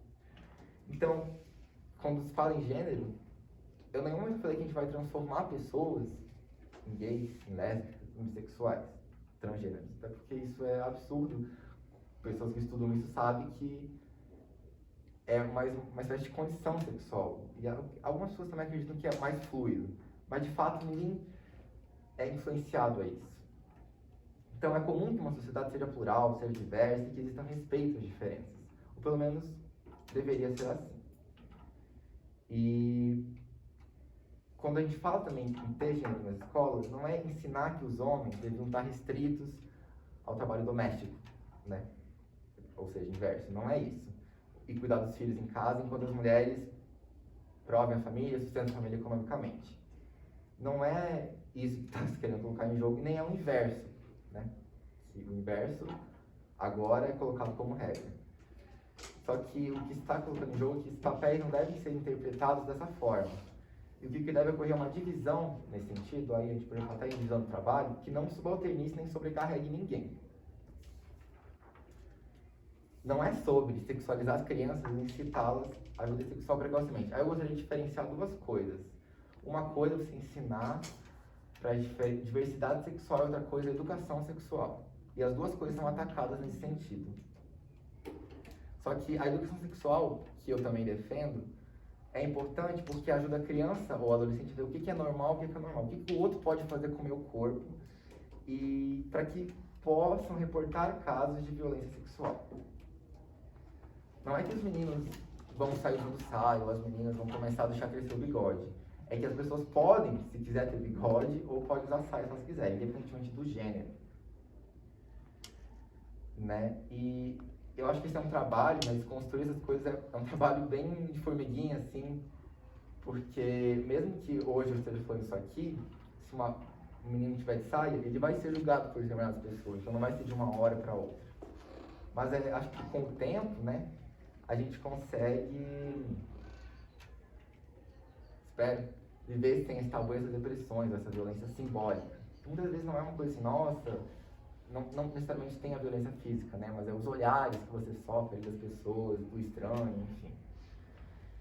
E quando se coloca gênero nas escolas, eu acho que a gente está também desconstruindo o que a Gayle Rubin fala, que é da cultura fálica, que é o poder do homem sobre a mulher naturalmente, porque ele tem falo. Só que a cultura fálica por si só, eu percebo que ela já é transfóbica, se você perceber, porque existem mulheres que não têm falo e... mulheres que têm falo e homens que não têm falo, quando se fala em pessoas trans. Só que o que eu tô falando aqui, eu acho que já é de conhecimento das pessoas que estão aqui, e aí eu queria ir para além disso, porque a gente costuma muito falar, não, tem que ter, mas como que a gente vai fazer isso? Na prática, sabe? É difícil, né, como o Fabrício falou, tem que ter capacitação dos professores. E para isso tem que ter investimentos do governo, o governo se importe com isso. Então, é importante ter debates, rodas de conversa como esse, mas não aqui na universidade, porque na universidade eu acho que esse tema já está, de certa forma, colocado, mas também, né, nas escolas de ensino fundamental e nas escolas de ensino médio. Primeiro, também é importante a gente separar o que é o sexo, o que é o gênero, o que é a sexualidade, porque existe muita confusão em relação a isso. E aí eu me pergunto como é que se explica isso de forma fácil para uma criança. Porque eu fui entender isso esses tempos. Ainda mais quando eu leio Judith Butler, que é muito... Enfim. É difícil de entender, sabe? Então, como é que se explica para criança e adolescente, né? Eu acho que primeiro tem que tratar esse tema com naturalidade. Aí mesmo que a Judith Butler fale que o sexo não é exatamente biológico, mas também é uma construção, talvez, né, ali na infância, na adolescência, talvez seria legal tratar como biológico mesmo. Fica mais fácil de entender e didático também. E aí, gênero é uma construção expressa pelo sexo e a sexualidade é os desejos afetivos, sexuais da pessoa, ou quando a pessoa não tem esses desejos. A escola também devia ter, né, ao meu ver, psicólogos e escuta, né, dos problemas. Então, os alunos deveriam se sentir confortáveis para falar sobre isso. E eu acho que muito do online tirou essa confortabilidade dos alunos. Porque, como os pais estão em casa, como é que eu vou falar sobre alguma experiência minha, né, com os meus pais ali me ouvindo e tal? E isso depende, né, como eu falei, da capacitação dos professores, e depende de investimento. Em 2018, se utilizaram do kit gay para desqualificar a esquerda, o Partido dos Trabalhadores, movimentos sociais, tudo argumentando que esse kit queria destruir a família, queria converter as pessoas, queria, enfim. Aí, novamente, eu pergunto, que família é essa que ele queria destruir? O que ele supostamente quer destruir? Essa que eu tinha escrito para vocês anteriormente. E a verdade é que esse kit, dessa forma, não existiu. Ele é um programa, na verdade, Escola Sem Homofobia, que é uma iniciativa não governamental, mas que ele estava sendo colocado para entrar no programa Brasil Sem Homofobia, do governo federal.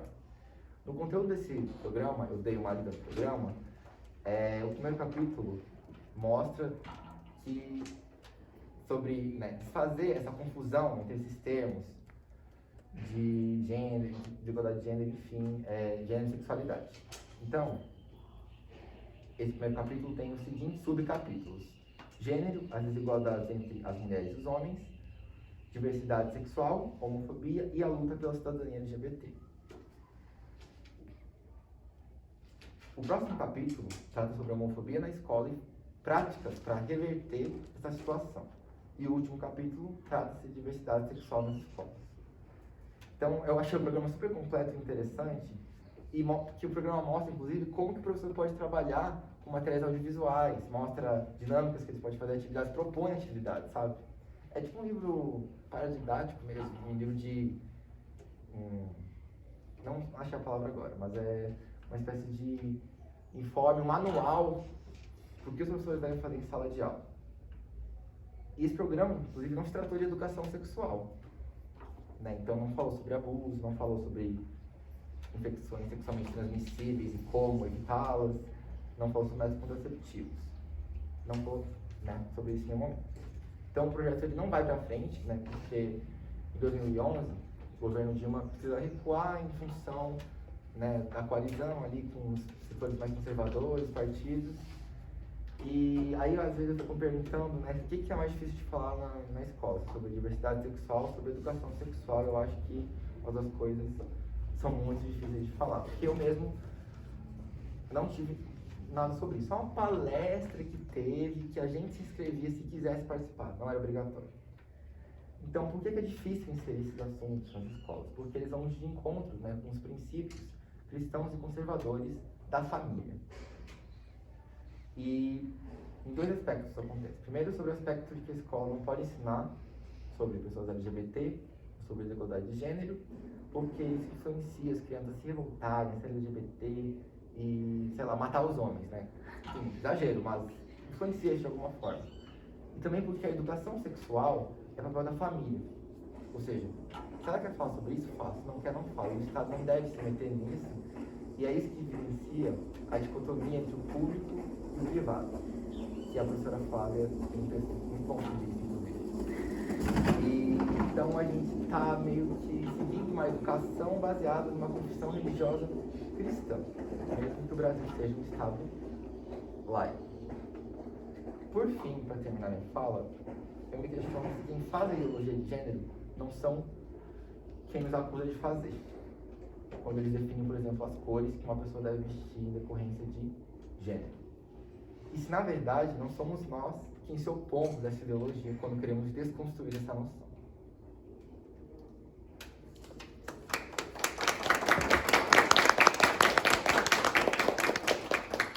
Muito obrigada, Lorenzo, por essa fala. Eu só queria fazer um comentário também sobre a questão da ideologia de gênero. Seguindo o rumo de um dos motivos que eu imagino que tem muito esse medo também, é sobre o fato, quando a gente fala sobre gênero e sexualidade dentro das escolas, é meio impossível de dissociar essa questão da opressão que as minorias LGBTs vivem. Então, quando a gente fala dessa opressão, a gente coloca em xeque todo o privilégio que a heteronormatividade traz sobre as pessoas que se encaixam dentro dessa heteronormatividade. E fazendo isso, a gente meio que joga sal na ferida delas. É como se incomodasse falar sobre essas opressões, porque incomoda aquele que está numa posição de privilégio saber que aquele privilégio que ele tem está ali porque outras pessoas estão sendo oprimidas. Então, muitas vezes, a linha de raciocínio que eles pegam é uma linha de fingir que o problema não existe. Fingir que a opressão LGBT não está ali, ela não existe, por isso não vamos falar sobre isso nas escolas, por isso não vamos trazer luz a esse assunto. Só um comentário que eu pensei enquanto vocês falaram durante as mesas, durante as falas de vocês. Achei todas as falas incríveis. A sua trajetória sensacional também, muito maravilhoso. Eu gostaria de ler, inclusive. Tem algum... A gente tem algum acesso do público? Tem, eu posso mandar, não sei, talvez passar e-mails, aí eu mando. Eu tenho uns 3 artigos, como eu apresentei na Febrace, um dos requisitos para apresentar a pesquisa lá é fazer um artigo. Então eu tenho 3 artigos publicados dessas pesquisas já. Aí eu posso mandar. Ah, eu adoraria. E tem os relatos também das pessoas que foram, das pessoas que aceitaram divulgar no blog, né? O blog ainda tá ativo? Não, ainda não tá mais. Porque ele serviu como ferramenta mesmo para recolhimento desse relato, né? Mas eu tenho acesso a ele. Mas, se alguém quiser falar mais alguma coisa. Sim, ele poderia mandar para o CISO e vocês disponibilizarem para quem veio na palestra, né? Acho que isso é muito bom para todo mundo. Podemos. Gente, eu só vou ter que pedir desculpa que eu vou ter que... Como eu tinha até falado pro Lorenzo que meu limite era 3,5, mas eu fui avisando aqui, segurei mais um pouquinho. Mas eu preciso ir, infelizmente. Então, eu agradeço vocês e deixo, né, porque aí vocês terminam a discussão e espero ter a oportunidade de dialogar mais com vocês em outros momentos. Muito obrigada. Obrigada. Muito obrigada, professora. Agradecemos muito a sua presença. Obrigada. Eu também agradeço mais uma vez pelo convite. Mais alguém gostaria de dizer alguma coisa? Alguma pergunta para os convidados? Gente, eu queria saber como é que a família de vocês reagiu com vocês pesquisando. Porque, por exemplo, eu fico pensando que, às vezes, dentro do nosso próprio núcleo familiar, a gente tem um ambiente de acolhimento, mas a nossa família mais distante nem sempre é tão, né, respeitosa desse sentido. Vocês enfrentaram esse tipo de resistência dentro da própria família? Eu tenho uma pergunta, mas acho que podem responder, talvez, primeiro essa. Então, eu comecei mais a ter esse desejo de pensar sobre isso por causa da minha mãe. Então, em relação à minha mãe foi ótimo, né, digamos assim. Mas em relação à outra parte da minha família, isso ainda tá meio no off, digamos assim, sabe? Porque, na verdade, como eles estão distantes, eu tenho mais contato com a minha mãe, pessoas mais próximas assim, não falo muito sobre isso, sabe? Tudo isso é meio velado, digamos assim, então não sei muito bem como... Mas assim, eu acredito, eu também não falo porque eu sei que pra eles, eu acho que, não sei, mas pra mim eles não vão ver isso como a importância que a gente vê aqui, sabe? Porque são pessoas que tiveram vivências diferentes, que tiveram formações diferentes, então eu acho que eles não vão ver com a mesma empolgação que a gente tá aqui, sabe? Acho que sim. Bom, eu não, na parte assim, meu pai e minha mãe não tive problemas.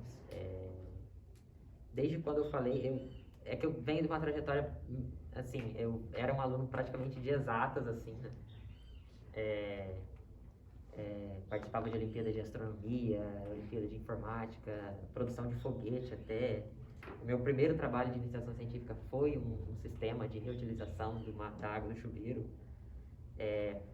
Então, meus pais sempre foram muito presentes, assim, no sentido de colocar em contato com ciência, assim, sabe?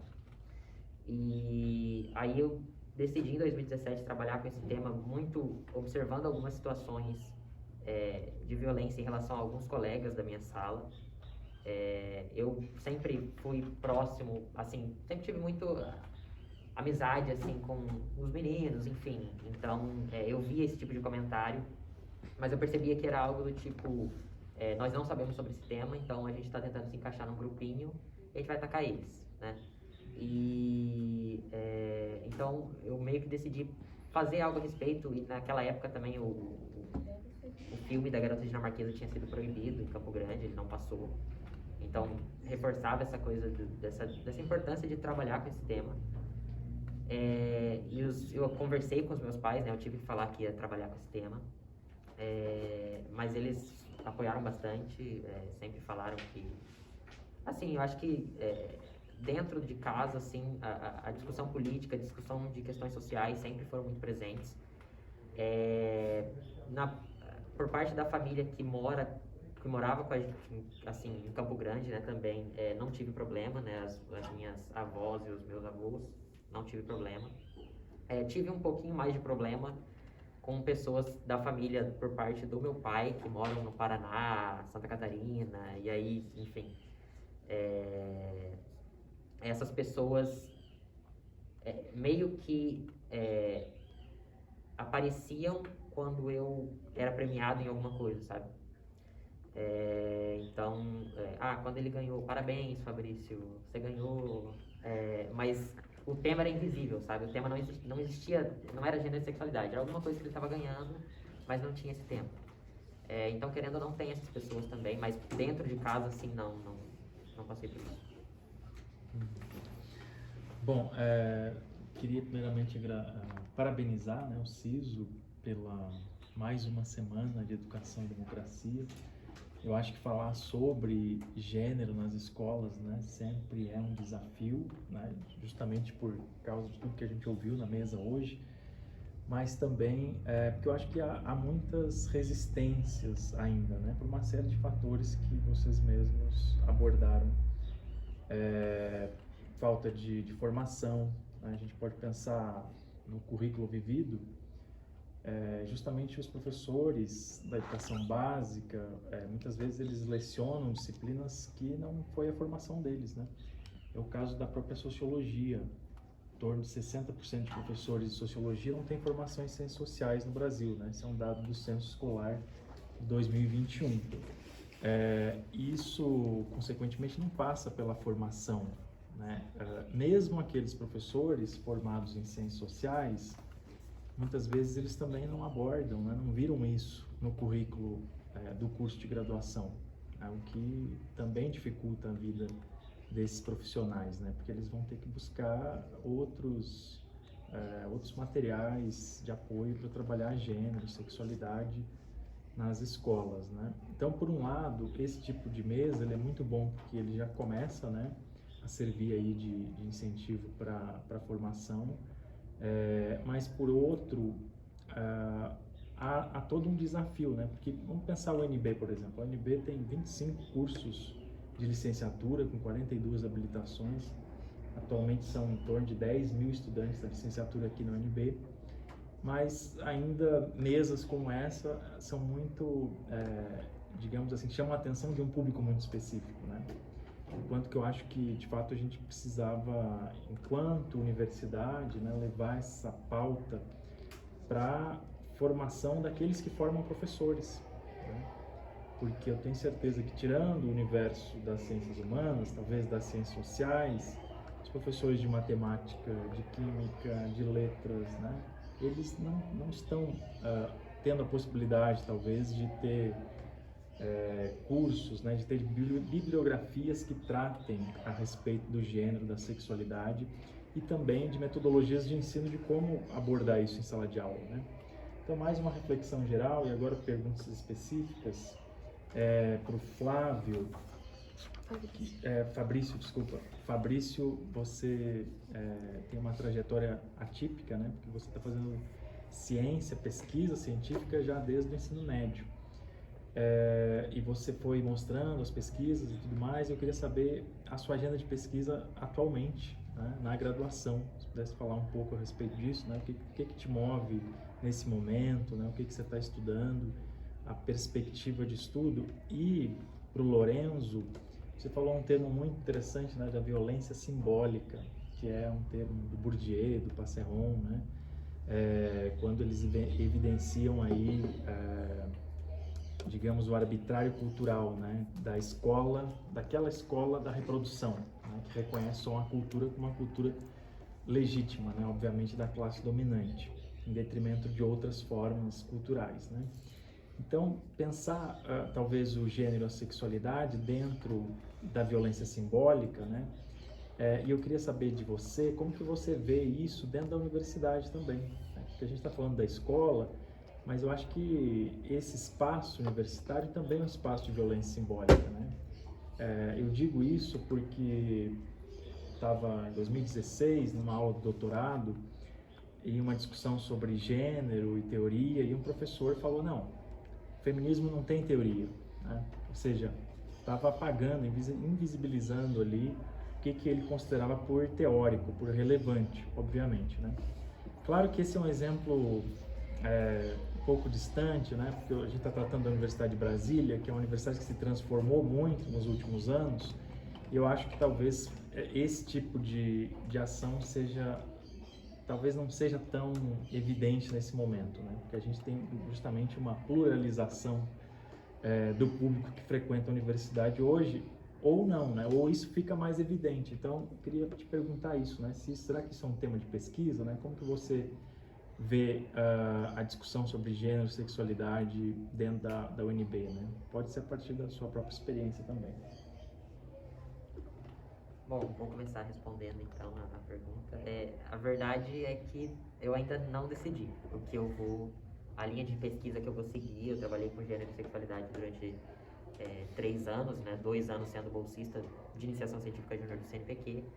E de certa forma, eu tive na minha trajetória contato com o ambiente acadêmico, mesmo que na UFMS, que é a Universidade Federal do Mato Grosso do Sul. Tive contato com o Thiago, faço parte do grupo de pesquisa em gênero e sexualidade e diferenças, que é o Impróprias, lá na UFMS. Ele me convidou também para algumas disciplinas que ele ministrou, e enfim, até algumas aulas do mestrado. Eu tive a oportunidade de ter contato. Mas a verdade é que eu decidi sair do Mato Grosso do Sul. O Thiago recomendou que eu saísse, assim, fosse buscar outras universidades, né? Acho que para ter esse contato, eu precisava ter esse contato. Eu acho que eu pesquisei, mesmo estando no ensino médio, 3 anos para um aluno de ensino médio é bastante tempo pesquisando um tema, enfim. Geralmente os alunos que participam dessas feiras, eles fazem um projeto numa temática num ano, no outro ano é outra totalmente diferente. Então, acho que eu vim para a UNB pensando em procurar essas novas linhas de pesquisa, enfim. Eu tenho um interesse muito grande na área de diplomacia, penso talvez em seguir essa carreira, talvez pensar em trabalhar na Organização das Nações Unidas. Então, algo nesse sentido, talvez, questão de conflitos territoriais, não sei. Eu acho que talvez seguir numa linha de pesquisa. Acho que tem tempo ainda para eu descobrir o que eu vou querer fazer. Eu não sei se eu vou continuar com gênero e sexualidade.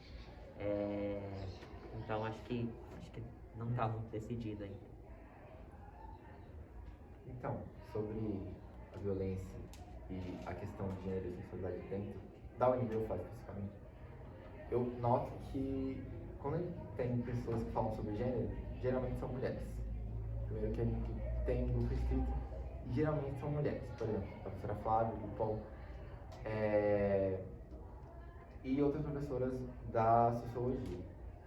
Só que eu ainda acho que a UNB, no conjunto do Brasil, está bem avançada nesses estudos por ter esses nomes aqui. Quando se fala em sexualidade, eu já vejo quase nada, sinceramente, específico da sexualidade. Não falando em questão de como é que se dá o prêmio de sexualidade feminina, que é outra questão que, por exemplo, os cursos de saúde falam sobre isso. Mas sexualidade no sentido de população LGBT. Eu não vejo muito sobre isso. E eu noto que, de certa forma, os interesses dos alunos aqui das sociais,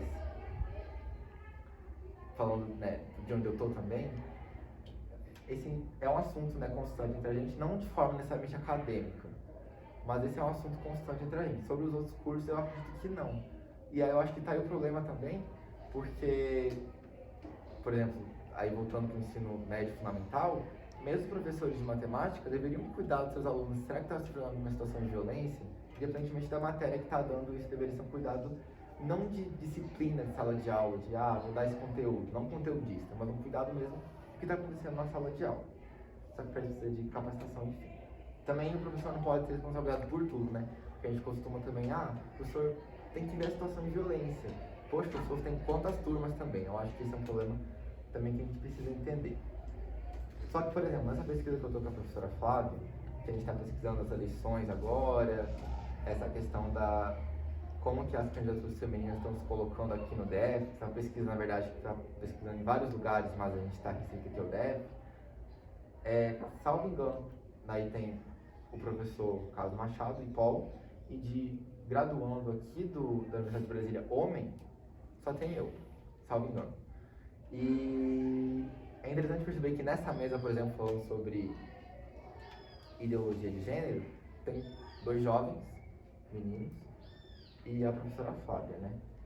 Então eu vejo dessa forma, mas eu acho que aqui a gente já está, de certa forma, avançado dentro do que já foi também, comparando com outros lugares do Brasil.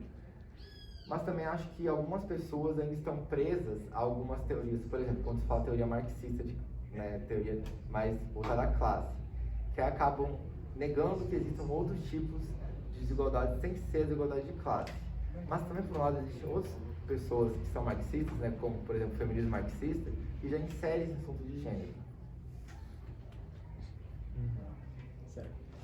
Eu tenho uma pergunta, Fabrício e Lourenço, parabenizar vocês, completando a pergunta dele, como é que é seu nome? Marcelo. Marcelo, completando a pergunta do Marcelo, e eu queria perguntar assim, no decorrer da pesquisa, principalmente do Fabrício, como ele fez no campo escolar, você falou que estudava em escola particular, né? Se perguntasse um pouco, mudando essa perspectiva assim, no cenário, porque eu estudei em escola, levando para o ensino médio, né? Eu estudei numa escola de periferia do ensino médio e eu tive contato, meu grupo de amizades era o grupo hétero, de meninos, né? E eu pude perceber que, diferente do que você falou, que tinha muito a intervenção dos pais, não tinha essa intervenção tanto, né? Porque já eram as pessoas mais velhas, e que esses casos de homofobia, né, intolerância, vinham engendrados de uma certa forma na cultura que eles tinham, né? Que é a cultura do funk, a cultura da criminalidade e também a cultura do esporte, como o futebol, que deixa muito essa masculinidade muito tóxica. E eu queria saber se você acha que isso também tem influência, como seria essa influência assim? Não, então, a minha pesquisa, tanto com jovens quanto com os professores, eu escutei, por mais que a minha vivência, a minha experiência, né, tenha sido de escola particular, eu escutei professores e jovens que estudavam em escolas públicas. Eu percebo, assim, uma diferença, assim, acho que talvez pela dimensão da escola. Eu acho que a escola pública geralmente é uma escola maior, enfim. E a escola particular, eu vejo, pelo menos pela minha escola que eu estudava, era uma escola que tinha no máximo 400, 500 alunos. Então era uma escola que ia só até o 9º ano do ensino fundamental. E os pais, assim, estão muito presentes, assim, tudo que a escola vai fazer chama os pais, tudo que a escola vai, enfim. Então eu acho que isso, de certa forma, influencia, né, no que esse aluno vai, enfim, fazer, né. E eu pesquisando, né, na época que eu estava pesquisando, o governo do Mato Grosso do Sul fez até uma coisa diferente que eu não achei que ia fazer. Ele aprovou o uso do nome social em provas e chamadas, né, uma surpresa, assim, vindo do governo de um estado tão conservador, né. Então, eu percebo essa questão da influência, assim, por parte da família, né. Não estudei tanto a fundo a questão, enfim, da influência do funk, da criminalidade, enfim, não sei, como você disse, não poderia fazer essa análise aqui, acho que sem ler alguma coisa a respeito, não vi muito isso. Eu foquei, quando eu pesquisei em relação aos jovens, eu pesquisei as experiências positivas, né, então acabou que eu não foquei tanto nessa parte, mas eu foquei no que a escola podia proporcionar, assim, sabe? Então não acabei, assim, li nos textos, a gente sabe, né, como estudante, a gente sabe a influência, por exemplo, que futebol, que essas coisas têm dentro de sala de aula, e como isso serve como uma ferramenta de diferenciação daqueles grupinhos, né, e acaba ocorrendo a violência, preconceito. Acho que isso é fato. Acho que eu posso falar pela minha experiência como estudante de ensino médio, ensino fundamental, que isso acontece. Mas acho que é uma pergunta muito válida, talvez até para outras pesquisas, assim, estudar essa influência. Não, claro, dessa perspectiva que eu tenho de como estudante, mas analisando muito mais a fundo essa questão. Acho que é muito válido. Eu tenho uma pergunta. Alguém queria falar primeiro? Só uma coisa sobre escola privada e pública, eu percebo que é muito diferente o público das duas escolas. Então eu percebo que quando eu estudava no ensino fundamental numa escola privada, não se falava muito sobre nada, entendeu? Assim, as pessoas pareciam... realmente você seguia ali um conteúdo. É muito focado no vestibular também. Isso. E também Porque eu acho que, claro, também você escola ensino fundamental, você não vai também fazer grandes, né? Acredito que na maioria das vezes você não vai conversar muito sobre as coisas, assim, sabe? Muito aprofundadamente. Raros são os casos que isso acontece. Você começou pesquisando fundamental, né? Isso. Pois é, mas geralmente não se fala muito sobre esse tipo de assunto, né? Então é tudo meio velado mesmo, e parece que as pessoas são todas iguais. Só que quando eu entrei no ensino médio, só que claro que também era outra situação, foi no Instituto Federal, pessoas de vários lugares, eu me sentia acolhido de certa forma, porque eu sentia pessoas como eu lá. Então eu acho que existe essa diferença, sabe? Foi uma coisa que eu observei também muito forte quando eu fui apresentar no Instituto Federal, lá do Mato Grosso do Sul. A quantidade de jovens que vieram relatar as experiências e a verdade, na pesquisa, apareceram mais relatos vindos de escolas públicas, né? Principalmente do Instituto Federal, porque nesse ambiente de feira científica é o ambiente principal, assim, então os alunos trabalham com pesquisa lá desde cedo, no ensino médio técnico, né, enfim.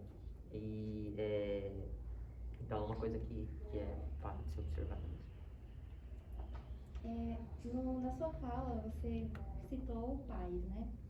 Eu não sei se vocês entraram pelo PAIS, né? Pelo Programa de Avaliação Seriada. Eu entrei pelo Enem.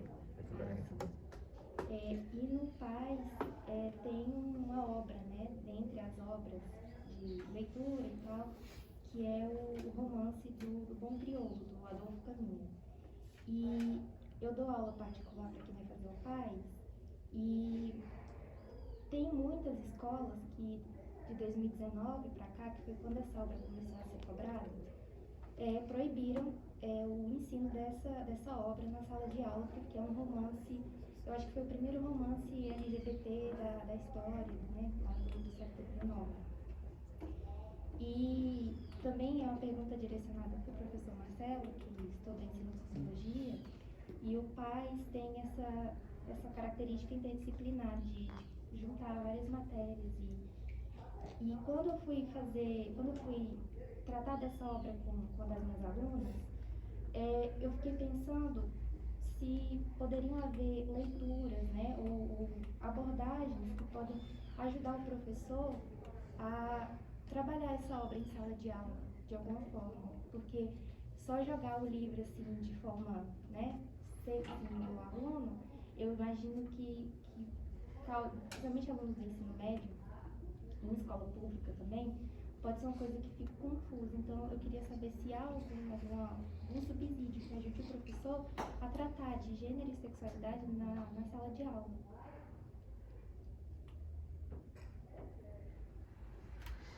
Delicada essa pergunta, porque é difícil, né, tratar de assuntos de sala de aula, porque são assuntos delicados e eu acho que a forma que você trata também tem que ser de uma forma específica.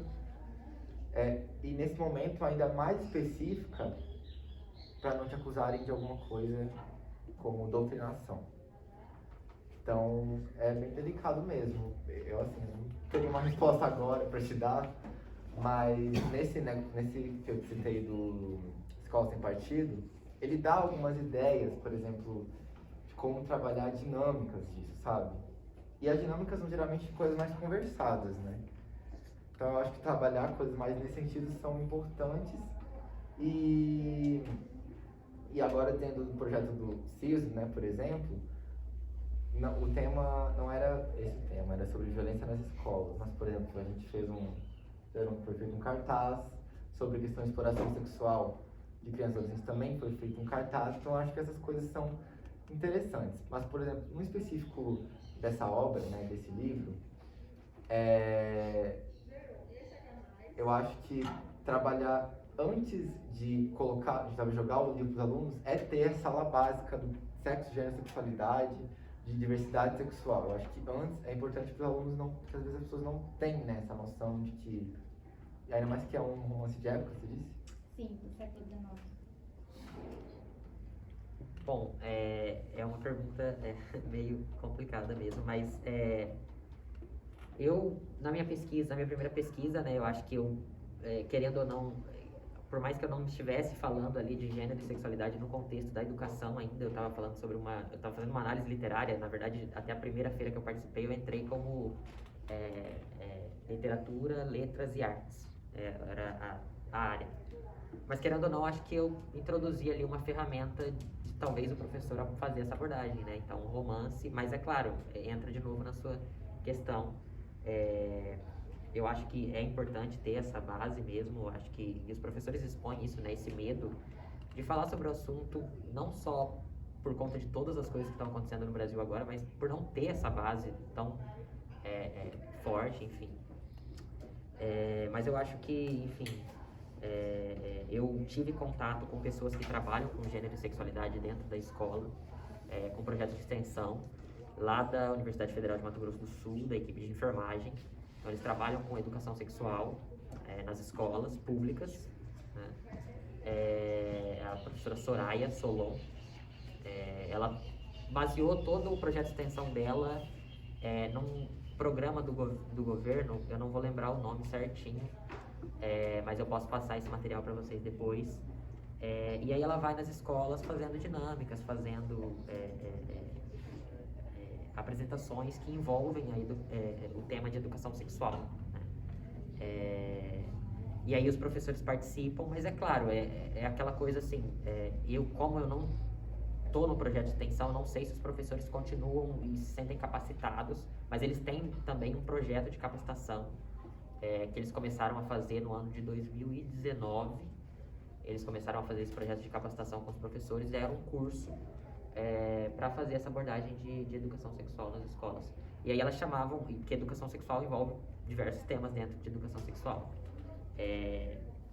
E aí a Soraya chamava os especialistas para ir para falar com esses professores, e esses professores terem uma base, e aí posteriormente ela convidava essas pessoas para irem nas escolas, fazer a dinâmica com os alunos, enfim. Então é um projeto bem bacana, é muito legal, é muito bonito também, dessa equipe de enfermagem lá da Universidade Federal de Mato Grosso do Sul. Eu passo para você o nome também do programa que eles usam.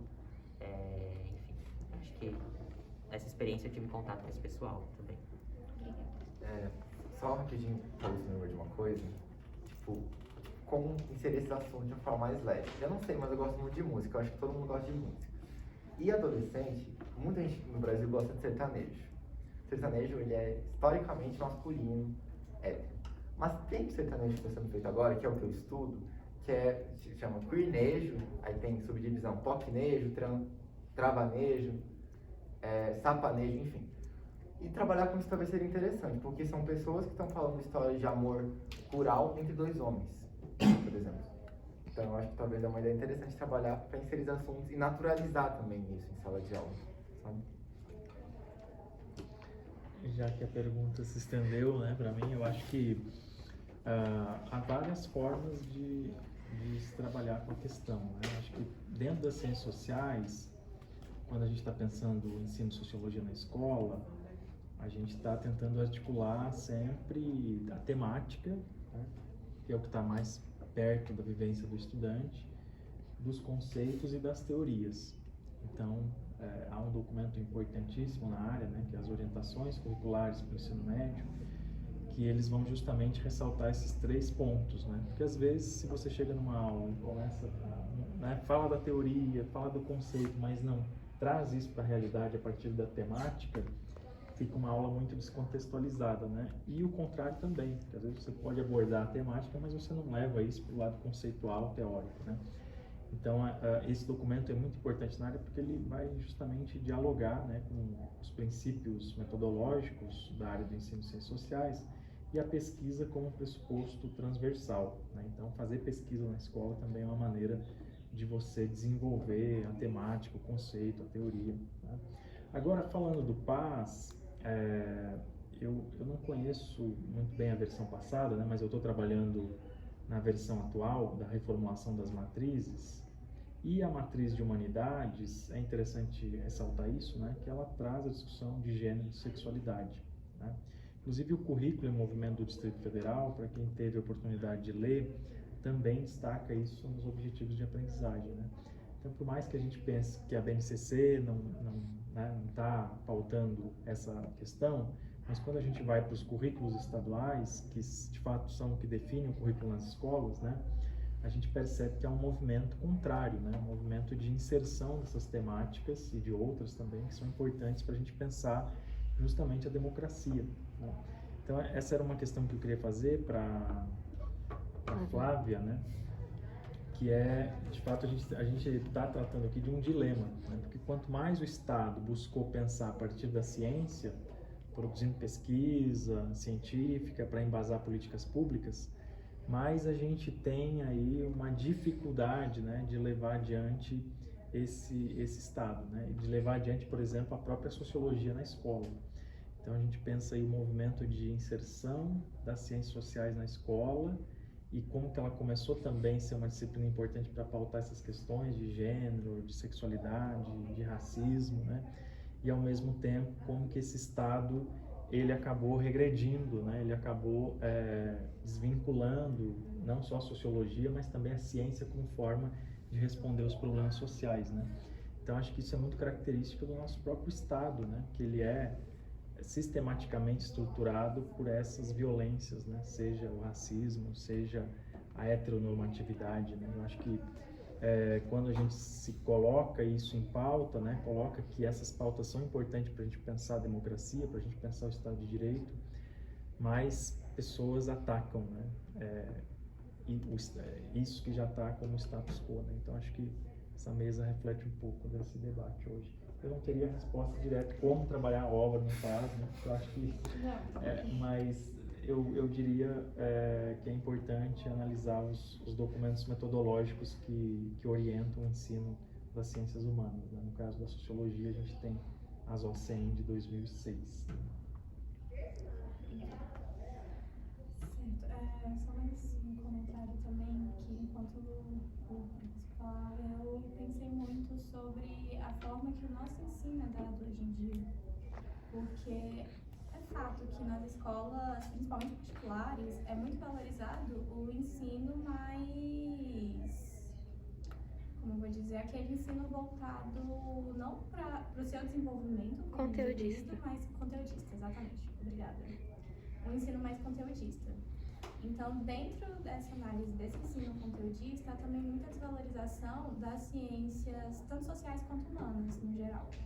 Tanto que a gente vê, quando a gente para analisar como valorizam os estudantes que passaram, por exemplo, eu passei em ciências sociais, mas se vocês forem lá na minha escola, vão ver um pôster agradecendo, tipo, parabenizando as pessoas que passaram em medicina, em odontologia, em todas essas matérias que são consideradas mais científicas do que as próprias ciências humanas. E eu acho que isso também é uma dificuldade que a gente tem que levar em consideração na hora de levar esse ensino para dentro da sala de aula. Então, é uma problemática enorme, obviamente, é algo que a gente encontra muita dificuldade, não só no ensino de gênero, porque falar sobre gênero é bater de frente com tudo que dificulta a gente falar sobre gênero e sexualidade, como foi dito antes, e também bater de frente com a desvalorização do ensino da sociologia em si, não só da sociologia como de qualquer outra humanidade. Era só isso mesmo. Mas alguém gostaria de falar alguma coisa, algo mais a acrescentar, mais alguma pergunta? Então acho que podemos finalizar nossa mesa. Agradeço muito a presença de vocês, gente. Foram falas sensacionais. Com certeza, a sua trajetória é incrível, a sua também. Começou um pouco mais recentemente, mas mesmo assim, já dá pra ver que daqui pra frente vai muito mais. Agradeço muito a presença de todos vocês. E é isso, gente. Até a próxima.